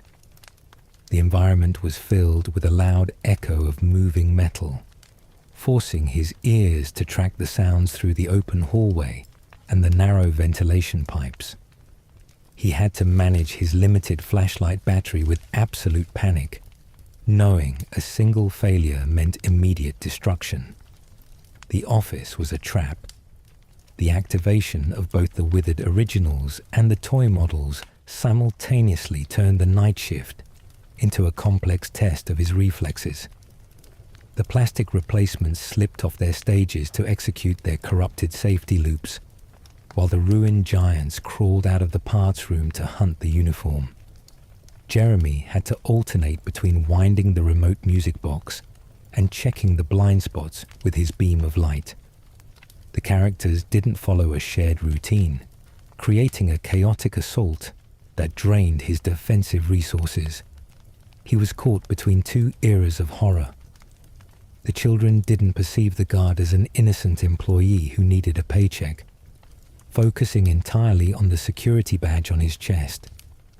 In their corrupted minds, his uniform linked him directly to the man who ruined their lives on June 26, making him a target that deserved to be eliminated. They didn't listen to his movements or look at his face, reacting to the institutional markers of the brand with a raw aggression that overrode their human memory. Every night became a reenactment of their initial trauma behind the stage. The horrific incident known as the Bite of 87 represented the climax of this frantic hunt across the daytime hours. The machines didn't wait for midnight to strike, their internal systems completely broken by the combination of the network virus and the spiritual energy. A single performer lunged from the stage during a birthday party, its sharp teeth finding an adult target before the staff could hit the emergency shut-off switch. The event proved that the children's anger couldn't be contained by a simple corporate script. The illusion of safety dissolved in front of the families. In the context of the 5 original victims, this daytime attack was the logical outcome of a group that spent years waiting for someone to pay. They didn't want to stay locked in the shadows of the parts room, using the public celebration to deliver a visible blow to the company's reputation.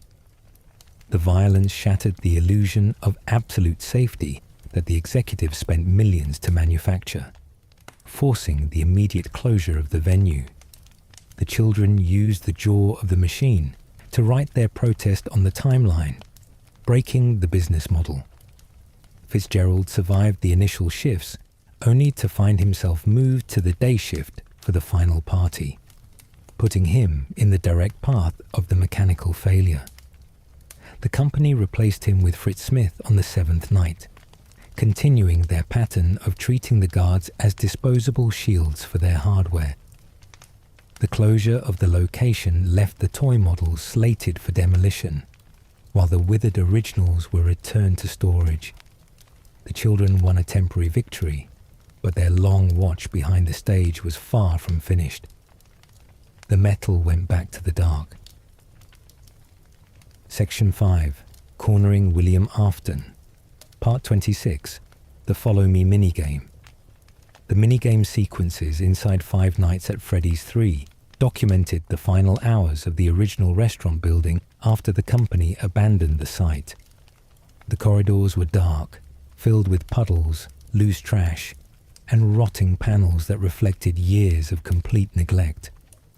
William Afton returned to this condemned structure during a rainstorm, intending to dismantle the classic performers to eliminate the physical evidence of his crimes. He didn't expect the facility's internal network to stay active in the shadows, waiting for his arrival. The architecture retained its dark memory. Shadow Freddy manifested in the main dining hall as a dark purple silhouette, acting as an unstable guide for the classic characters. He didn't speak to the spirits, moving through the kitchen doors with a rhythmic cadence that pulled their programming toward the western corridor. The machines couldn't resist his signal, following his dark form past the arcade cabinets, because their software recognized his shape as a priority coordinate. He moved like a ghost through the rubble, leading them away from their stage positions. The spirits followed the shadow blindly. The community widely debates whether this shadow bear was guiding the children toward a rescue or leading them into a deliberate trap for Afton. By drawing them down the narrow maintenance hallway, he brought them straight to the entrance of the hidden safe room. This space stayed invisible to their digital optical sensors, causing a severe error in their positioning code whenever they attempted to cross the threshold.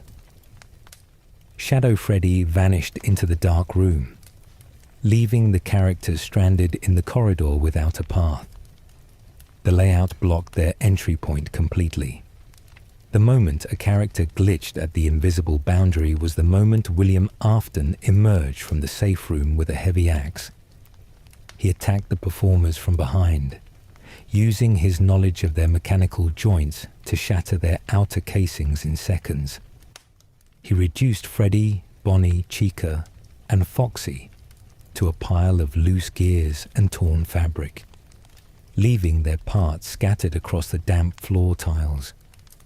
He thought that by breaking the physical conductors, he could destroy the spiritual connection completely. He left the frames broken in the rain pools. His victory was cut short when the 5 children's spirits emerged directly from the broken components, blocking his only exit route from the corridor. They didn't vanish into the void when their shells were destroyed, their entities gaining a free form that ignored the rules of the hardware. The ghosts entered the safe room one by one, their small figures surrounding the terrified killer in the center of the dark space. Afton found himself completely alone with the consequences of his actions, his weapons useless against ghosts. The walls offered no protection. The children didn't move with the frantic panic of their early years, closing the distance with a slow cadence that revealed an absolute certainty. They forced him back against the metal stands, their unblinking eyes tracking his movements while his breathing grew rapid in the damp atmosphere. The safe room became a courtroom, where the master of the business faced his final accounting from the targets he selected on June 26. He had no corporate lawyers or cleaning crews to save him from the dark. The circle closed around him. Part 27. The Chase. The confinement inside the narrow safe room turned the killer's initial arrogance into a state of total panic within minutes. William Afton backed away from the 5 spirits, his hands shaking as he looked for an escape route through the solid walls of the hidden space. The ghosts didn't shout threats or use physical violence, their silent presence functioning as a psychological assault that broke his remaining sanity. He realized that his position as the co-owner was completely gone, trapped in a room that he deleted from the official blueprints. The authority turned into dust. The souls of his victims blocked the only exit door, their white entities glowing in the dark to cut off his path to the main dining hall. Cassidy took the lead during this final chase, her phantom form moving directly toward him with a focus that forced him to retreat into the corner. Afton threw his weight against the iron racks, knocking over spare components and old monitors as he tried to maintain his distance from the children. The damp air was thick, filled with the sound of his frantic breathing. He was running out of space. His eyes found the old spring Bonnie suit resting on its metal stand in the corner of the room, a relic from the diner era that stayed hidden for years. In his absolute madness, he viewed the yellow costume as his final chance for survival against the ghosts. He believed that by putting on the familiar disguise, he could reclaim his authority over the spirits and trick their corrupted vision once again. He didn't consider the condition of the hardware, focusing entirely on the immediate protection of the shell. He trusted the machine over his own survival. He threw the heavy torso piece over his shoulders, forcing his limbs into the tight channels of the limbs, while the children watched his movements from the center of the room. He slammed the plastic mask over his face, locking the outer plates into position to complete the transformation. Afton stood up and laughed out loud at the spirits, his voice carrying a muffled tone through the fabric lining. He thought he outsmarted mortality once again, using his engineering masterpiece to insulate his soul from their wrath. He stood tall inside the yellow rabbit disguise. The exact sequence of events that triggered the mechanical failure was a direct result of his own reckless behavior inside the costume. The safe room suffered from severe ceiling leaks, and rainwater dripped directly onto his metal shoulders while he gestured violently at the ghosts. The vibration of his sudden laughter shook the delicate steel clips that held the sharp endoskeleton pieces back against the outer lining. The moisture caused the springs to lose their grip, releasing the tension inside the mechanism instantly. The clips failed simultaneously under the pressure. The children didn't touch the locks, watching from the threshold as his own panic and the damp atmosphere completed the sentence. The killer's arrogance blinded him to the basic safety rules that he wrote for his own employees decades ago, turning his favorite disguise into a permanent execution chamber. The iron clips snapped shut simultaneously, driving hundreds of spring-loaded needles into his flesh before he could take a single step toward the door. The chase ended without a physical blow, locked by code. The creator fell to his knees in the dust. Part 28. The spring lock failure and what the children witnessed. The mechanical collapse inside the yellow rabbit suit initiated a brutal transformation that lasted several agonizing minutes inside the safe room. When the clips fired, the compressed iron frame snapped back into its original shape instantly, driving sharp bars through William Afton's lungs and breaking his spine. The man's laughter turned into a distorted scream as the internal motors ground into his flesh, fusing his organic structure with the silver machinery. Blood poured through the seams of the fabric, fouling the gears below his chest. The room filled with the sound of breaking bone. The children stood motionless in the center of the dark space, watching their predator suffer under the exact mechanical parameters he designed for profit. They didn't offer mercy or turn away from the gruesome spectacle, witnessing the complete destruction of his human identity inside the shell. They saw his eyes turn red as the plastic lenses pressed into his sockets, his jaw locked in a permanent fracture by the hydraulic system of the mouth. The creator became a permanent resident of his own monster, trapped in a loop of physical pain that he invented. The question of whether the spirits intended to drive him into the suit or whether his own panic completed the act stayed clear from the minigame layout. They didn't push him toward the corner, using their silent presence to create a psychological pressure that forced his mind to break. Afton's choice to put on the costume was his own decision, a final expression of his reliance on the disguise that defined his active career. His own architecture became his executioner, executing a script that he built under the company name. The trap didn't require an external hand.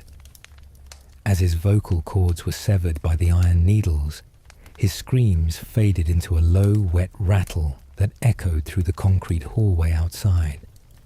The body slouched against the back wall, the limbs twitching violently as the remaining springs settled into the mummified flesh. The children watched the final movements of the costume, realizing that the man who took their lives was permanently sealed inside a standing coffin. The uniform couldn't harm anyone else, locked behind a false wall that management built to hide the mess. The rabbit became his permanent skin. The 5 spirits began to fade from the building layout once the mechanical failure completed its routine, their entities losing their sharp focus in the room. The absolute anger that kept them attached to the classic performers began to lift, as their killer was caught in a cycle of living decay that mirrored their own existence. They didn't stay near the broken parts on the floor, drifting away from the condemned pizzeria into the quiet void that sat outside the corporate registry. They left the room behind, their first watch completed in the dark. The safe room fell completely silent after their departure, leaving nothing but a ruined costume resting on the floor tiles in the dark. The door stayed locked, and the company built a solid wall over the entrance within days to conceal the biological evidence from the local police. William Afton stayed alone in the dark for 30 years, his soul locked into the frame by the substance he tried to harvest from his targets. The first chapter of the tragedy closed, leaving a hidden grave that the world forgot for decades. Section 6. Fazbear's Fright and the Phantom Versions. Part 29. 30 years later. The spirits of the missing children didn't find an immediate release after the Springlock incident, staying in a state of suspended animation while the safe room stayed sealed. They didn't wander the city streets or find a peaceful rest, remaining attached to the environment through the lingering residue of their initial trauma. They stayed close to the system, their presence quiet like an underground pool that waited for a shift in the architecture to return to the surface floor. They stayed awake while the building fell into total ruin around their broken parts. For 30 years, the world forgot about the tragedies that occurred inside the original pizzeria, turning the historical disappearances into simple urban legends for teenagers. The company names faded from the public floor, leaving the ruined building to decay beneath a layer of dust and forgotten marketing displays. The children stayed awake in the silence, their consciousnesses locked into a loop of old memories that kept their energy tethered to the physical location until a change occurred. They were prisoners to a timeline that refused to advance past their final day. The situation changed abruptly when an independent team of entrepreneurs constructed a commercial haunted house called Fazbear's Fright to exploit the brand's dark history. They excavated the condemned site, breaking through the false wall to recover any authentic relics they could use for their displays. They found the yellow rabbit suit resting in the corner of the safe room, completely unaware of the mummified corpse that sat inside the green fabric lining. They dragged the heavy machine into the light, unaware that the killer was still awake inside the wiring. The discovery of Springtrap had a profound effect on the souls that were still tied to the brand's network files. They witnessed their killer walk out of his concrete grave, his absolute malice keeping his dead heart beating inside the rusted skeleton of the costume. The transformation didn't destroy his identity, turning him into an active monster that could navigate the new hallways with purpose. The children realized that their initial vengeance wasn't finished, forcing their energy to manifest once again within the borders of the attraction to monitor his paths. The environment of the horror attraction became a new arena where the past was actively hunting the present guard. The air was thick, filled with old props, loose wires, and ventilated gases that caused the watchman to lose his focus during the long shifts. The children didn't enter physical shells this time, using the distorted atmosphere to project their presence directly into the security office. They wanted to ensure that the uniform couldn't ignore the weight of the crimes, turning the modern attraction into a mirror for their original suffering. This phase of the timeline proved that a simple physical death wasn't enough to clear the stains from the franchise's history.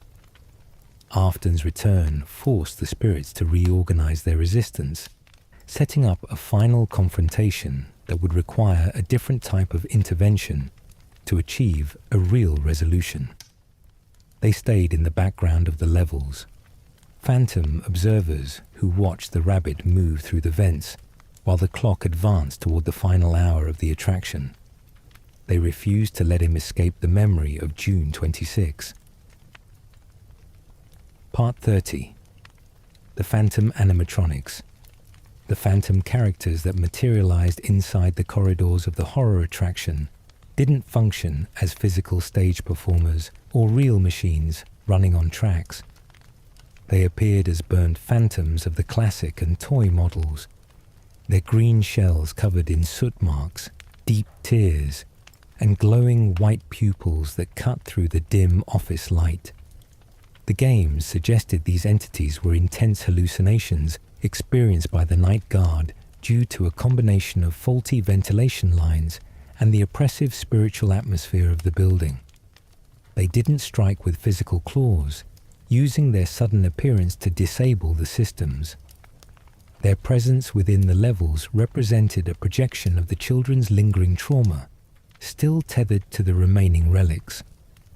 When the staff brought old components from the original pizzeria into the venue, they imported the emotional residue of the crimes along with the plastic plates. The guard's mind processed this pool of negative energy through the headset of his security position, translating the abstract pain into visible monsters that matched the history of the brand. They didn't move on fixed paths, flickering across the monitors like an unstable software glitch that couldn't be deleted cleanly.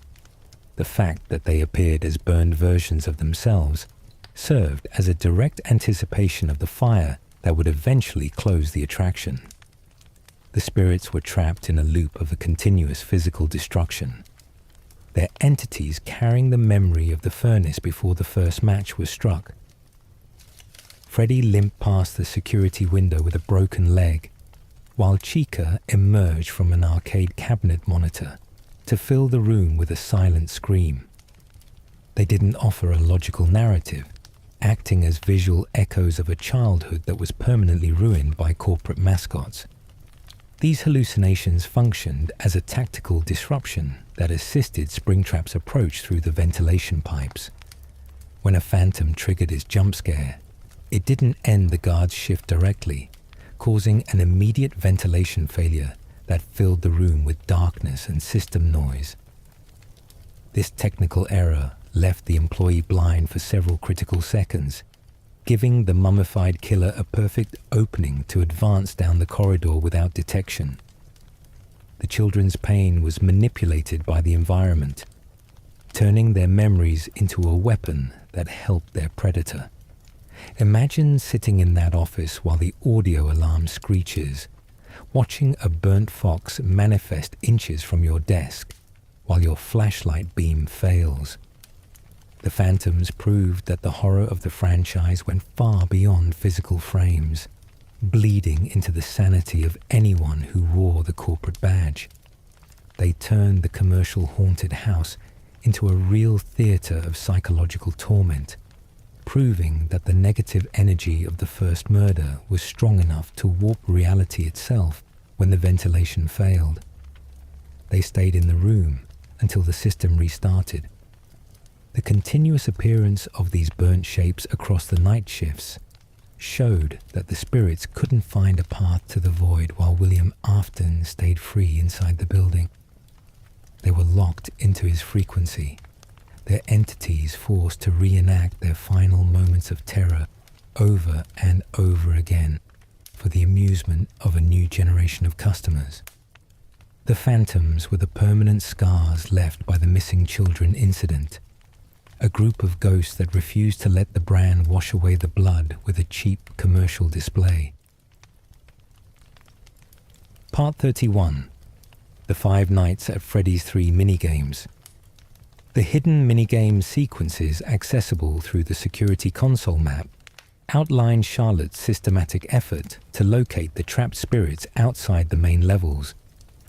The marionette didn't wander through the commercial corridors of the attraction, moving through a series of glitched memories and abstract rooms that sat beneath the code of the system. She functioned as a spiritual detective, tracking the frequency of each child's initial trauma to break the loops that kept them attached to the hardware. Her path required her to solve complex hidden nodes to reach the targets. Each individual sequence represented a specific memory from a victim's human life before William Afton lured them into the back storage room on June 26. Mangle collected its broken pieces in a glitched void, while Toy Chica distributed festive cupcakes to weeping children near a playground fence. These scenarios weren't simple challenge modes, acting as a spiritual intervention designed to remind the souls of the existence they lost because they trusted a smiling rabbit. Charlotte used these familiar shapes to cut through the confusion that clouded their minds. The act of giving each child a decorated cake functioned as the central mechanic of their spiritual rescue across the hidden levels.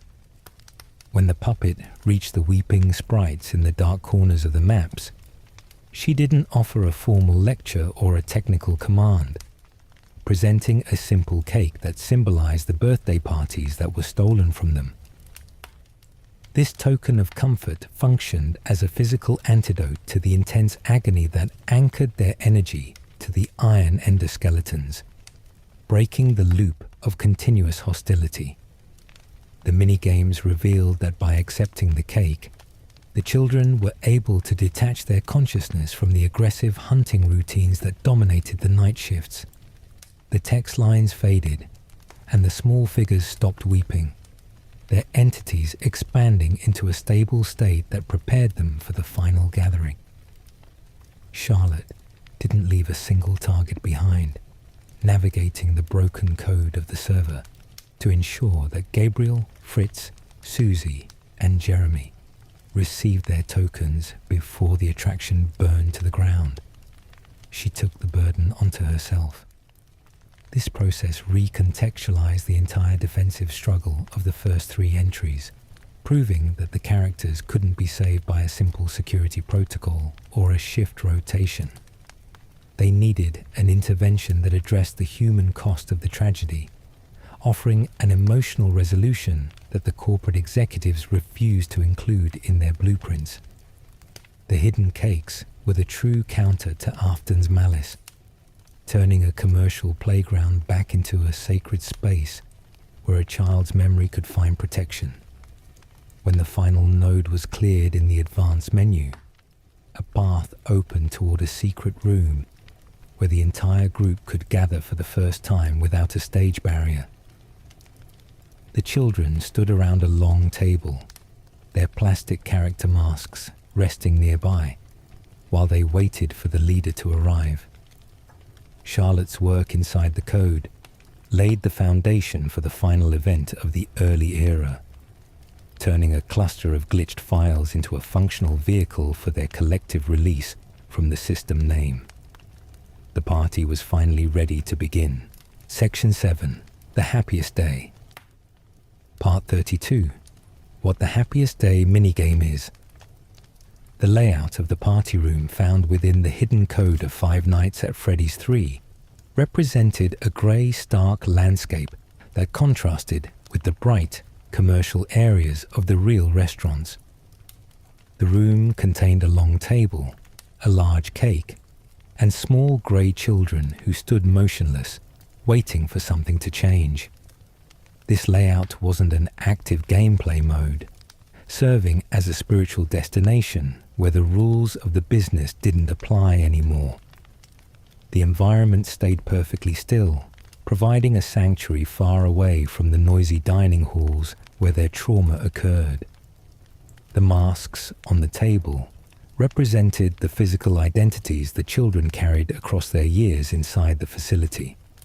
These items weren't corporate props here, acting as the remaining links to their stolen youth. Each child stood behind a specific face, waiting for the final collection to arrive before they could drop the burden of the brand. The room functioned outside the standard timeline, providing a safe space where the spirits could step off their stages. They didn't have to perform or follow a pre-recorded track of automated tracks. The 5 children gathered around the cake included the original victims of the June 26 incident. They stood together for the first time without a stage barrier or a hunting loop dividing their attention. Their entities were quiet, stripped of the frantic rage that forced their motors to attack the guards during the night shifts. They looked toward the end of the table, recognizing that the party was meant to correct the betrayal they experienced in the back room. They waited for the host to complete the setup. The entity controlling the puppet, who walked through the door, was Charlotte Emily, operating with a deliberate purpose to finalize her watch. She navigated the glitched code of the system to bring the cake to the table, acting as the host for an event that her father couldn't arrange in the living world. Her arrival wasn't an automated script routine, representing a deliberate choice to offer comfort to the spirits she anchored to the metal frames decades ago. She held the final piece of the puzzle. Charlotte arriving last was the most important detail in the entire minigame sequence. She spent her entire existence tracking the other victims, prioritizing their safety above her own rest. She didn't claim a spot at the table until every other child received their token of comfort, showing her total commitment to her role as the guardian of the group. Her presence completed the circle, allowing the final phase of the party to activate cleanly. She was the anchor that held the room together. The moment the cake was delivered, the stark environment changed, and the grey colours dropped away from the sprites. The children placed the masks on their faces one last time, not as a prison, but as a final performance before they let go of the hardware. The balloons floated upward off the monitor screen, signalling a spiritual release that the corporate executives couldn't prevent with their security locks. It's a quiet ending, built on a simple promise of rest that took decades to fulfill. Part 33. Gabriel's Peace. Gabriel's spirit inside the main bear suit received a specific resolution during the events of the happiest day. He spent years acting as the calculated leader of the group, monitoring the camera networks to organize their nightly hunts against the guards. His position on the stage forced him to maintain a rigid control over his energy, turning his childhood into a continuous performance for a company that didn't know his name. The party offered him a chance to step down from the platform. The gift he received at the long table wasn't a corporate reward, acting as a true restoration of his stolen birthday. The cake represented the celebration that William Afton interrupted inside the private room on June 26, offering an emotional antidote to the agony that locked his soul into the iron skeleton. He didn't have to watch the blind spots or coordinate the paths of his companions anymore, letting his mind release the strategic data he accumulated across the decades. Taking off the brown animatronic mask symbolized an absolute break from the corporate identity that replaced his human life. For years, his consciousness was compressed behind plastic lenses, forced to face the customers with a frozen smile that couldn't express his real sorrow. Dropping the mask onto the floor tiles showed that the machine no longer held a claim on his entity, separating the boy from the character that dominated his existence. The metal became empty scrap. Picture what it actually felt like for this spirit to feel the mechanical compression lift from his thoughts after years of performance. The low hum of the cooling fans and the steady click of the hydraulic valves faded into absolute silence as his identity returned to its original state. He wasn't a monster built for industrial collection anymore, looking at his friends without the distortion of the software code that warped his vision during the night shifts. The balloon floating upward off the screen confirmed his complete departure from the infrastructure of the brand. It wasn't a simple game asset. acting as a visual marker for a soul that successfully escaped the boundaries of the facility registry. The ascent showed that his energy was no longer conductible by the iron or the copper wiring, moving into a quiet void where the corporate executives couldn't reach his mind. Gabriel left the stage behind for good. His departure left the brown costume slouched in the storage bay, an empty shell that lacked the spiritual fuel to turn its gears. The company could clean the fabric or replace the microchips, but they couldn't recreate the calculating intelligence that managed the Eastern Corridor for years.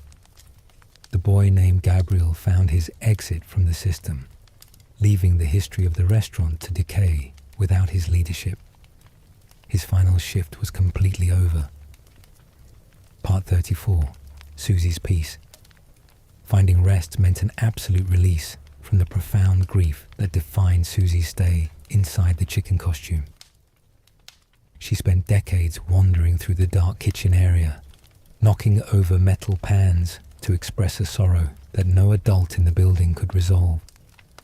Her entity stayed locked in the moment of her initial betrayal, her mind unable to forget the lie that took her away from her family. The party room provided a space where her tears could finally stop drying on the plastic plates. The cake on the long table represented a real counter to the false promise Afton used to isolate her near the arcade cabinets.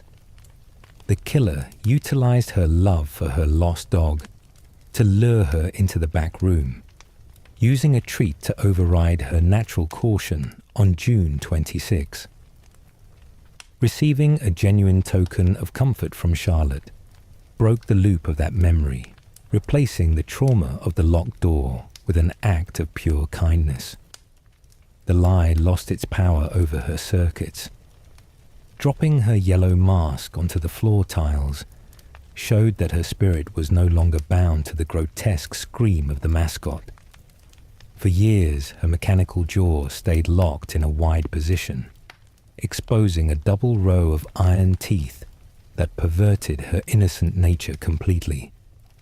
Letting the shell fall away allowed her consciousness to detach from the bird frame, separating the small girl from the monster that emerged from the restroom corridor every single night. The peace she found inside the hidden room was the resolution she deserved since the day her innocence was stolen for profit. She didn't have to groan into the communication lines or stare into the camera lenses with dead eyes, letting her mind release the sorrow that saturated the hardware. The environment changed, turning a contaminated pizzeria back into a safe harbor where a child's entity could exist without the weight of an institutional uniform. Her balloon joined the others in the ascent, moving away from the concrete walls that functioned as her prison for a generation. The movement confirmed that the emotional residue of her death was finally neutralized by the host's intervention, leaving no energy to fuel the chicken costume during the night shifts. Susie escaped the grid cleanly, leaving her grief behind in the rubble of the attraction, while her soul ascended into the quiet void. The chicken suit stayed motionless behind the curtains, its beak empty and its wires dead after her spirit departed. The corporate executives could print new bibs or write fresh performance scripts, but they couldn't recapture the small girl who stayed sad in the shadows for years. Her watch ended at the long table, closing the book on the first casualty of the missing children incident with a simple cake. Part 35, Fritz's Peace. Fritz's transition at the long table allowed the isolated boy to finally become a full member of the group. He spent his entire existence inside the fox costume, trapped behind the star-patterned curtains of Pirate's Cove, listed as out of order by a company that refused to invest in his repairs. This forced confinement drove his spirit into a state of frantic impatience, separating his path from his companions. The happiest day removed the purple barrier, bringing him into the light. The significance of the fox mask resting on the table highlighted his integration into a space where everyone was together. He didn't have to watch the dining room through the cracks in the fabric or listen to the music of a band he couldn't join. The room ignored his mechanical defects, treating his entity with a respect that the corporate managers completely lacked during his years in the corner. He sat alongside Gabriel and Jeremy as an equal partner. Leaving the red suit behind confirmed that his frantic speed was no longer needed to escape the memory of his cage. For years, his nightly attacks were defined by a sudden sprint down the western corridor, his metal feet clicking violently against the floor tiles to reach the office desk. This explosive momentum was an expression of his frustration with his confinement, and dropping the shell allowed his joints to find a permanent stillness that the hardware denied him. Imagine the relief for a spirit that spent years running down a narrow hallway alone, tracking a door that always shut before his hook could clear the frame. The frantic need for immediate confrontation dissolved as he looked at the cake, his mind releasing the aggressive subroutines that warped his choices after midnight. He wasn't an isolated predator anymore, finding a quiet baseline of behavior that allowed his human identity to return to the surface. His hook and eye patch fell away along with the plastic mask, leaving the markers of his character behind in the dust of the room. The balloon floating upward showed that his energy was completely clear of the brand's registry, moving into the void without a backward glance at the restaurant that destroyed him. Fritz escaped his isolation cleanly, turning a broken entertainer into a soul that reached the exit alongside his friends. The Fox stage stayed empty after his departure, the curtain hanging loose over an endoskeleton that lacked a driving force. The company could leave the out-of-order sign on the wood, but the frantic boy who ran through the dark was gone from the facility for good. His piece was completed at the table, proving that the curtain couldn't keep a child's soul in the dark forever. Part 36, Jeremy's piece. The release of the rabbit suit's soul brought a sudden end to the frantic rage that defined Jeremy's possession from his first night. He was always the first character to move at midnight, throwing his heavy frame against solid barriers with a violent lack of control that worried the security crew. His consciousness stayed locked in a loop of continuous hostility against the uniform, his energy boiling inside the iron skeleton. The happiest day provided an antidote to this focused hatred. The anger that defined his existence didn't stay trapped inside the withered frame, dissolving entirely when Charlotte pressed the token of comfort into his memory files. The spirit didn't have to jam the door mechanisms or disable the light fixtures anymore, letting go of the trauma that warped his joints for a generation. The frantic cadence of his movements replaced itself with a perfect stillness, allowing the boy to find a calm state behind the table. The final disappearance of his spirit showed that even the deepest scars left by Afton's crimes could be cleared by an act of true intervention. Jeremy couldn't remember his real name clearly across his years inside the blue suit, his identity reduced to a signal of pure aggression against the staff. Accepting the cake restored his stolen history, separating the child's mind from the technical paths that drove his mechanical limbs through the western corridor. Picture what it felt like for this character to let his hands relax after years of holding the heavy buttons down in the dark. The exposed wires and glowing red pins inside his skull faded as his entity detached from the hardware, leaving the ruined costume slouched on the floorboards. He wasn't a walking nightmare without a face anymore, looking at the party room through human eyes that were no longer clouded by rage. His purple mask dropped onto the concrete floor alongside the others, a useless piece of plastic that no longer held a claim on his life. The balloon carried his energy out of the system layout, bypassing the digital firewalls of the brand to reach the quiet void above the facility. Jeremy left the front lines of the resistance, his long struggle finished by a simple gesture that corrected his afternoon murder.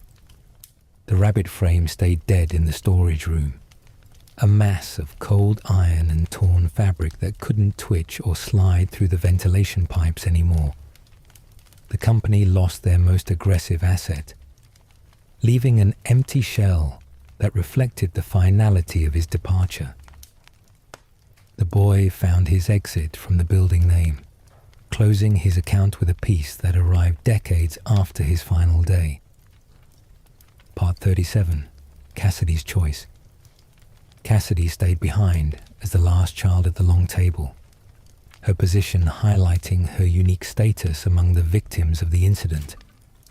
While Gabriel, Fritz, Susie, and Jeremy placed their masks on the wood to let their balloons float away, her golden bear sprite remained fixed in its chair. The Happiest Day minigame implied she made a cold decision in that final second, refusing to accept the spiritual release that Charlotte prepared for the group. Her watch wasn't finished. Her choice to stay behind inside the system registry recontextualized the entire ending of the early era, proving that her anger couldn't be cleared by a simple cake. She watched her friends ascend into the quiet void, choosing to preserve her vengeful intelligence within the hardware to ensure their killer never escaped his actions. She didn't want a peaceful rest under the stage, turning her back on the exit door to maintain her hold on the timeline. This decision meant that her energy stayed active within the infrastructure of the brand long after the original pizzerias were reduced to ash. She carried her grudge into the deeper layers of the software, tracking the movement of William Afton's soul with an absolute clarity that ignored the passage of time. She refused to let the corporate executives bury the memory of her death, transforming her golden suit into a permanent instrument of retribution. The balloons floating away without her golden bear costume created a chilling detail that anticipated the conflicts of the later games.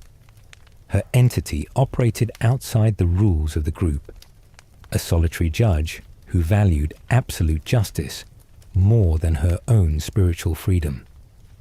She stayed inside the glitched code by choice, turning her grief into a physical conductor that could manipulate the architecture of his personal hell. She closed the door on her own rest. This choice separated her story from every other soul in the building, turning her into a permanent jailer for the predator who ruined her life on June 26. She didn't want to leave the building while his energy remained active, planning a sentence that would match the scale of his crimes across eternity. Cassidy turned her back on the light, choosing to stay awake in the shadows to supervise his punishment.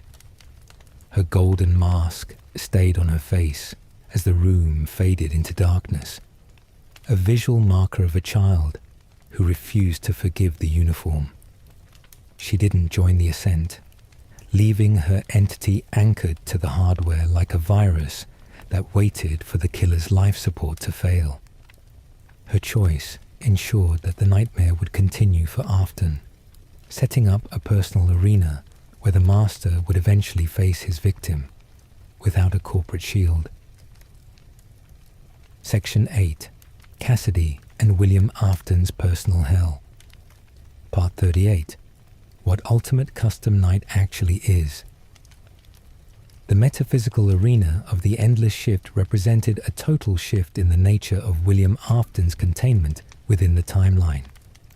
It wasn't a standard restaurant or a concrete testing ground, but a custom dimension constructed by a single child's absolute refusal to let go of her grudge.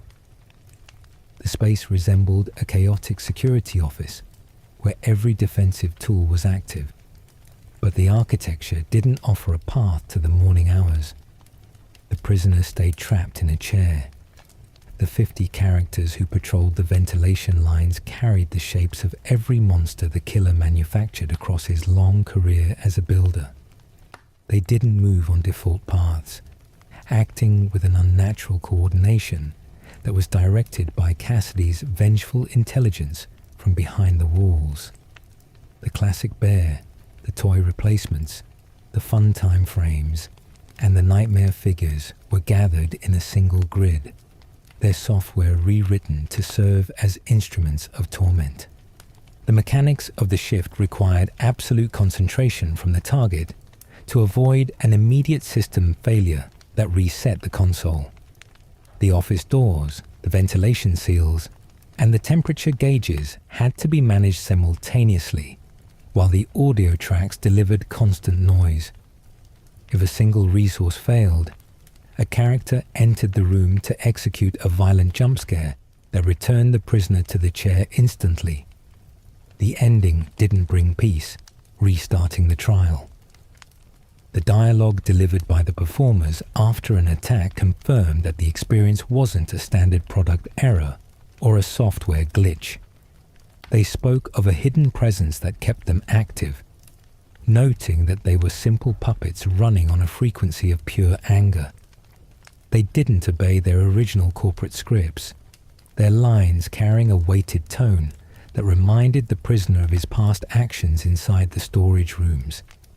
They used his designs to mock his authority. The absence of a real clock that advanced to 6 in the morning turned the shift into a permanent trap that ignored the natural timeline.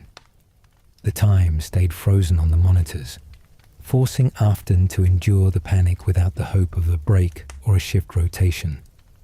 The office functioned as a closed loop where the laws of physics were completely gone, replaced by a spiritual retribution that used his own engineering skills to break his remaining sanity. This reading confirmed that the game wasn't an optional challenge mode, but a sentence being served in a dimension built on a victim's memory. The master of Afton Robotics was reduced to a helpless occupant who had to slide the doors shut against his own creations across eternity. The system was flawless, a mathematical circle of fear controlled by a child who refused to let the smoke clear the stains from her mind. He remained locked in his work. Part 39. The one you should not have killed. The specific phrase used by the performers to describe the overseer highlighted Cassidy's unique status among the missing children. When the characters entered the office after a jump scare, they didn't speak of their own deaths, delivering lines that pointed toward a single spirit whose anger controlled the grid. This dialogue recontextualized the entire incident, proving that the final victim possessed a power that far exceeded the original group. She was the anchor of his sentence. Why Cassidy was the specific child this phrase referred to connected directly back to her choice at the happiest day table. She stayed behind by design, refusing the token of comfort to ensure her mind remained sharp for the punishment of her predator. She possessed a clarity that the other 4 victims lost inside their heavy costumes, allowing her to organize his torment without the confusion that turned the others into mindless hunters. She knew his name. Her being last at the party table was the single most chilling detail in the entire timeline for researchers trying to map the curse. It proved that her choice was deliberate, a calculated rejection of peace that turned her entity into a permanent jailer inside the void. While the others let go of their masks to find rest, she held onto her face, turning her memory of the June 26 murder into a physical boundary that Afton couldn't cross. She had an advanced intelligence that the other 4 lacked, allowing her to manipulate the code of his mind after his physical body burned in the furnace. She didn't experience the sensory confusion that made the others attack any adult in a uniform, focusing her entire presence on the real culprit. This focused hatred allowed her to build a custom dimension where his corporate empire was turned into a weapon against his soul. The line delivered by Mangle and the Nightmare characters carried a tone of absolute dread that revealed their position as tools of her will. They didn't act on their own subroutines, speaking for a child who was watching The Office from the ventilation grates. She turned his favorite assets into mouthpieces for her grudge, ensuring that every audio track in the room reminded him of the life he stole in the dark backstage room. Understanding this role explains why her presence stayed active long after the other children found their release in the ashes of the simulation. She refused to let the fire finish his story, holding his consciousness back from the natural void to maintain her grip on his mind. Cassidy remained the definitive judge of the franchise, a small girl whose absolute refusal to forgive turned her into the most formidable entity in the code. Part 40. The Hell Cassidy Built. The dream landscape she constructed for Afton functioned as a technical distortion of his corporate history, turning his pizzerias into a permanent cage. The office combined layout elements from multiple facilities, featuring ventilation pipes, side doors, and tracking monitors that forced him to run a constant routine of defense. The space lacked a physical exit route, locking his soul behind an open desk where safety was completely gone. The architecture was an intentional trap. Every animatronic he ever manufactured across his career became a customized instrument of his continuous torment inside the room. The toy replacements scanned his face without offering a clearance, while the Funtime models opened their faceplates to deliver high-frequency screams that disabled his senses.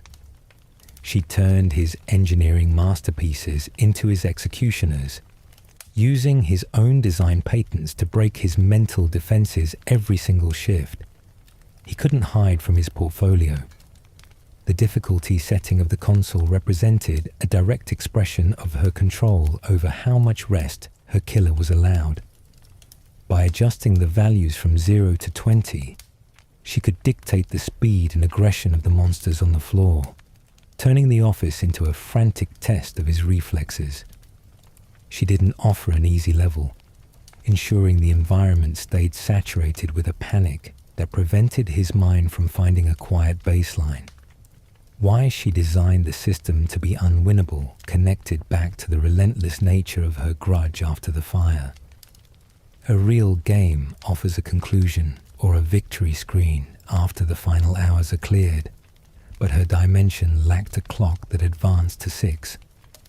Every time his battery died or a gear crushed his frame, the timeline reset instantly, returning his entity to the initial configuration without a break. The routine was infinite by design. Picture what it actually felt like to sit in that chair, shift after shift, watching the ventilation duct for a silhouette that you built with your own hands. The small face of the child flashed across the screens during the high-stress hours, a silent reminder of the observer who managed the difficulty from the dark. He had to fight for every breath, locked in a mechanism that punished his compliance with another wave of monsters. The custom hell was a perfect inversion of his corporate operations, stripping the owner of Afton Robotics of his authority completely. He spent his life using the heavy suits to trap innocent children, and now he had to live as a helpless occupant inside a system controlled by his final victim. Cassidy built a machine that didn't require maintenance or repair costs, sustained by an old pain that refused to clear its files.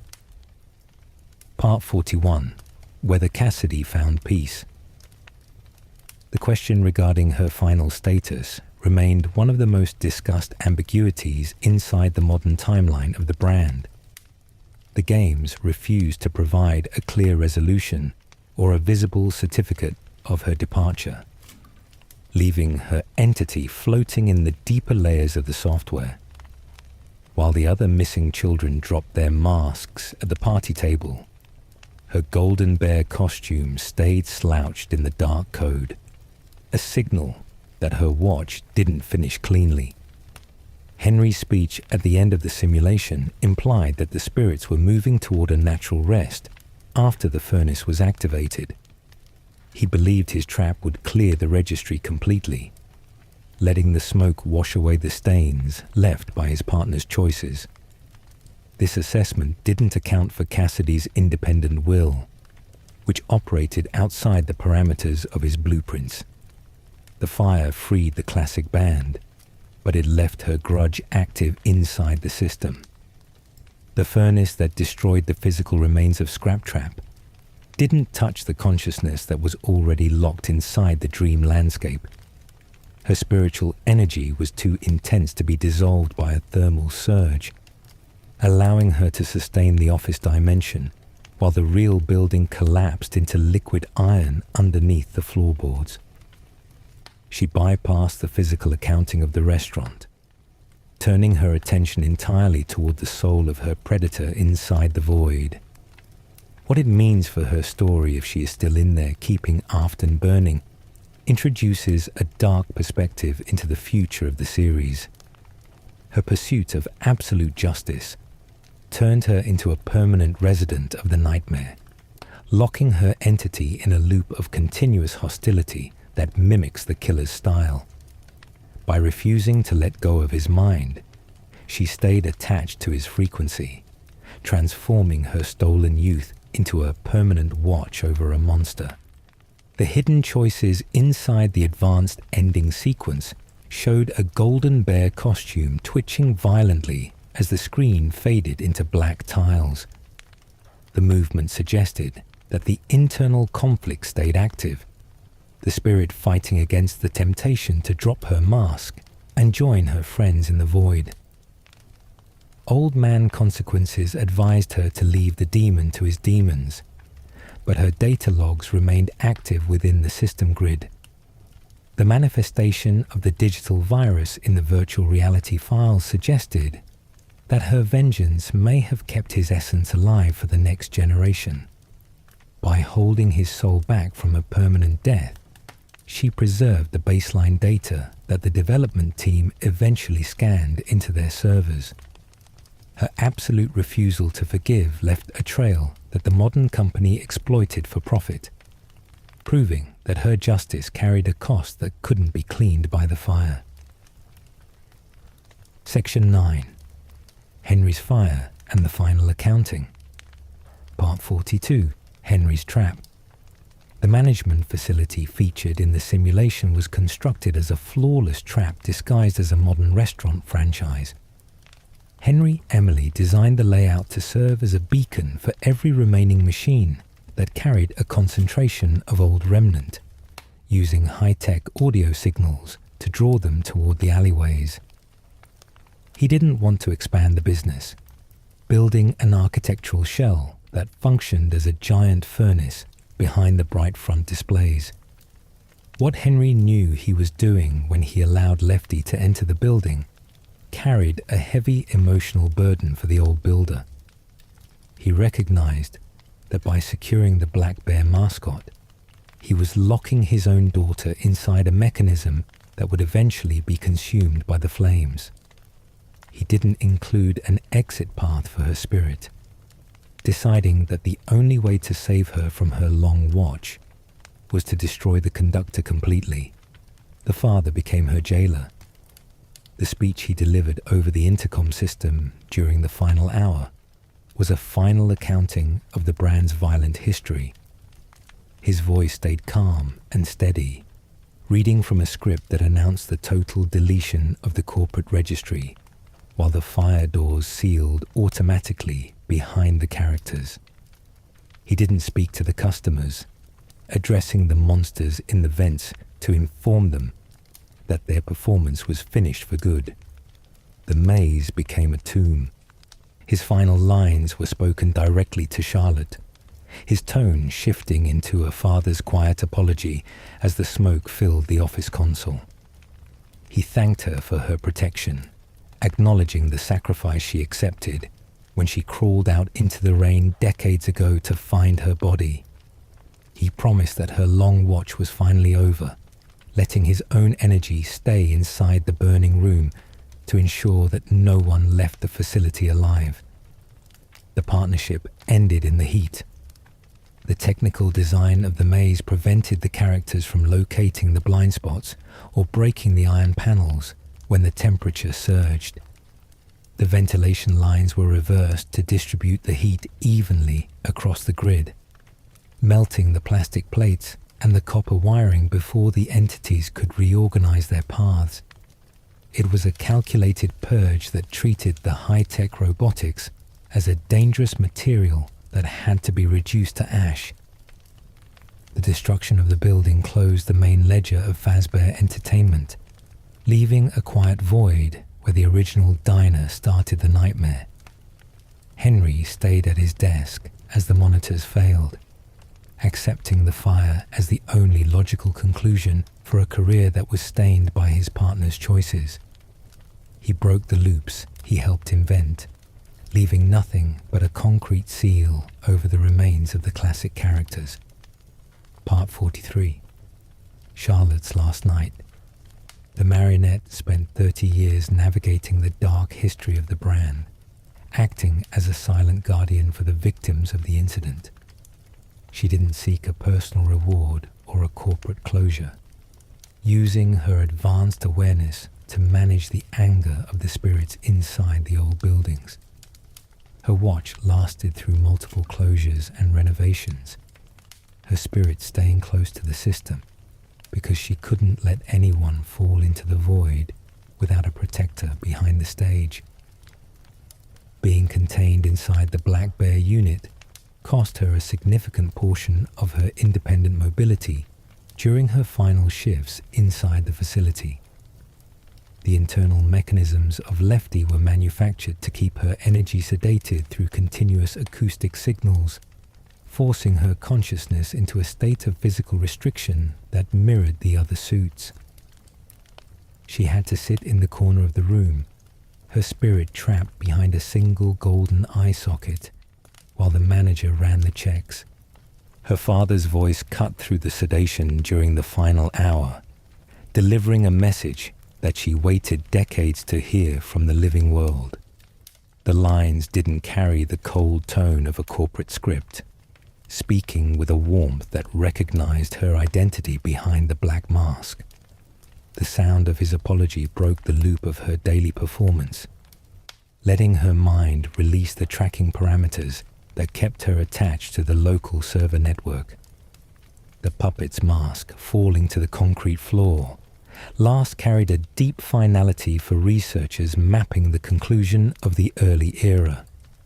It proved that her watch stayed active until every other soul was clear of the building layout, maintaining her role as the leader until the walls collapsed inward.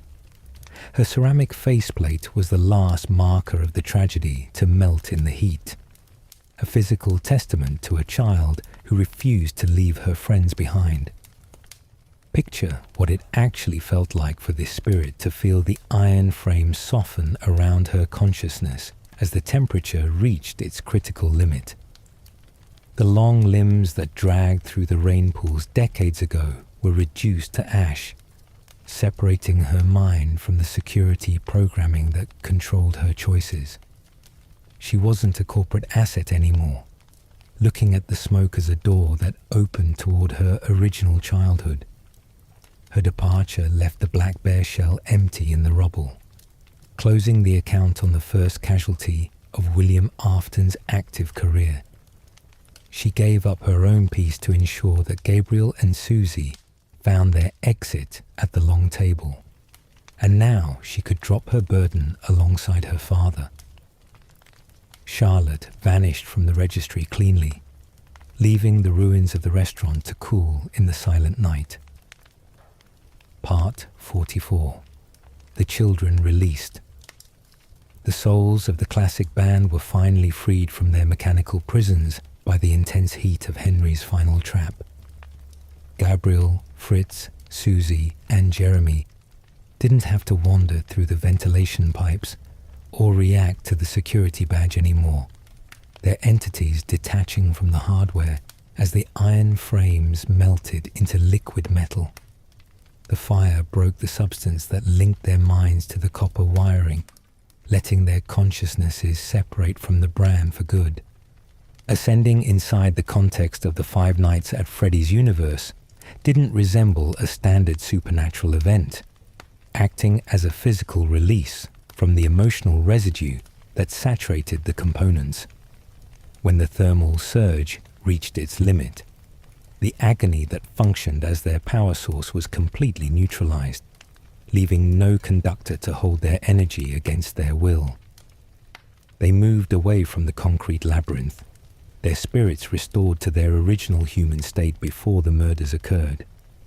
Why these specific 4 children got to leave the timeline cleanly, while others stayed behind connected back to the emotional resolution they received at the party table. The hidden cakes cleared the intense hatred that corrupted their vision during the night shifts, allowing their minds to accept the ending without holding onto a grudge against the uniform. They completed their sentence inside the suits, leaving the system registry before the digital virus could infect their files. The balloons rising into the sky during the good ending of Five Nights at Freddy's 3 were telling you exactly what was coming in the pizzeria simulator. The visual marker wasn't a temporary hallucination, acting as a historical record of a group that successfully escaped the boundaries of the facility name. The ascent anticipated the day the physical restaurant would be completely erased from the blueprints, clearing the path for their transition into the natural void. The characters left behind in the ashes were reduced to useless scrap metal that could no longer hold a child's consciousness against its will. The company could try to salvage the wires or rebuild the stage characters for a modern mall, but the original souls were gone from the network completely. They didn't leave a trail or an active frequency inside the server, proving that the furnace achieved its primary objective for the classic band. Their long watch behind the stage finished in the quietest hour of the night, leaving the history of the pizzeria to rot without their presence. They didn't have to carry the microphone or sprint down the western corridor anymore, finding a calm state that was denied them since June 26. The children left the building together, their entities moving into a quiet space where the corporate executives couldn't exploit their pain for profit. Part 45. Whether any of them got what they deserved. The question regarding the true cost of the tragedy remains the central weight that the entire script has been building towards since the first diner opened. Gabriel led a group of monsters without ever asking for the spotlight. His birthday party turned into a strategic watch over a dark hallway. He spent a generation acting as a silent protector for a circle of victims. His stolen youth spent tracking the movements of an adult who wore a badge. He received an ending, but it couldn't restore his real childhood. Susie trusted a cheerful stranger because she wanted to believe her pet dog survived. An act of innocent hope that resulted in a lifetime of continuous sorrow inside a plastic bird shell. She stayed sad in the shadows for years, her open beak a permanent expression of the shock she experienced behind the locked storage door. The cake on the table was a merciful gesture, but it couldn't erase the memory of the lie that separated her from her family on June 26. Fritz ran alone behind a purple curtain for a generation. His natural energy turned into an explosive velocity that made him an outcast even within the group of spirits. He had to listen to the laughter of normal children through the cracks in his cage, his character listed as out of order by a company that viewed his repairs as a liability. His peace brought him into the circle, but it left his history stained by years of forced isolation in the corner. Jeremy never stopped being angry, his frantic rage burning so hot against the framework that it accelerated the physical decay of his own faceplate. He threw his weight against solid doors because he couldn't accept the restriction of his fate. His identity reduced to a loop of continuous hostility against the staff. The stillness he found at the table was a release from his anger, but it left him as a spirit who spent his entire existence fighting a uniform. Charlotte Emily gave up her own identity to ensure that the other missing children survived their deaths, assuming the burden of the mask to organize a resistance against her killer. She spent decades managing the group's pain, acting as a guardian who prioritized the safety of others above her own rest, until the final matches were struck. Her father's fire allowed her to drop her burden, but her legacy remained a story of a child who had to fix what the adults abandoned. Cassidy refused to leave the system until absolute justice was done, choosing to stay behind in the dark code to maintain her grip on the killer's mind. Her pursuit of retribution turned her into a permanent judge inside a custom hell. Her own soul locked into a frequency of pure anger that prevented her from reaching the quiet void with her companions. They were all casualties of a corporate network that valued profit over innocence, leaving a trail of broken hardware that the metal will always remember.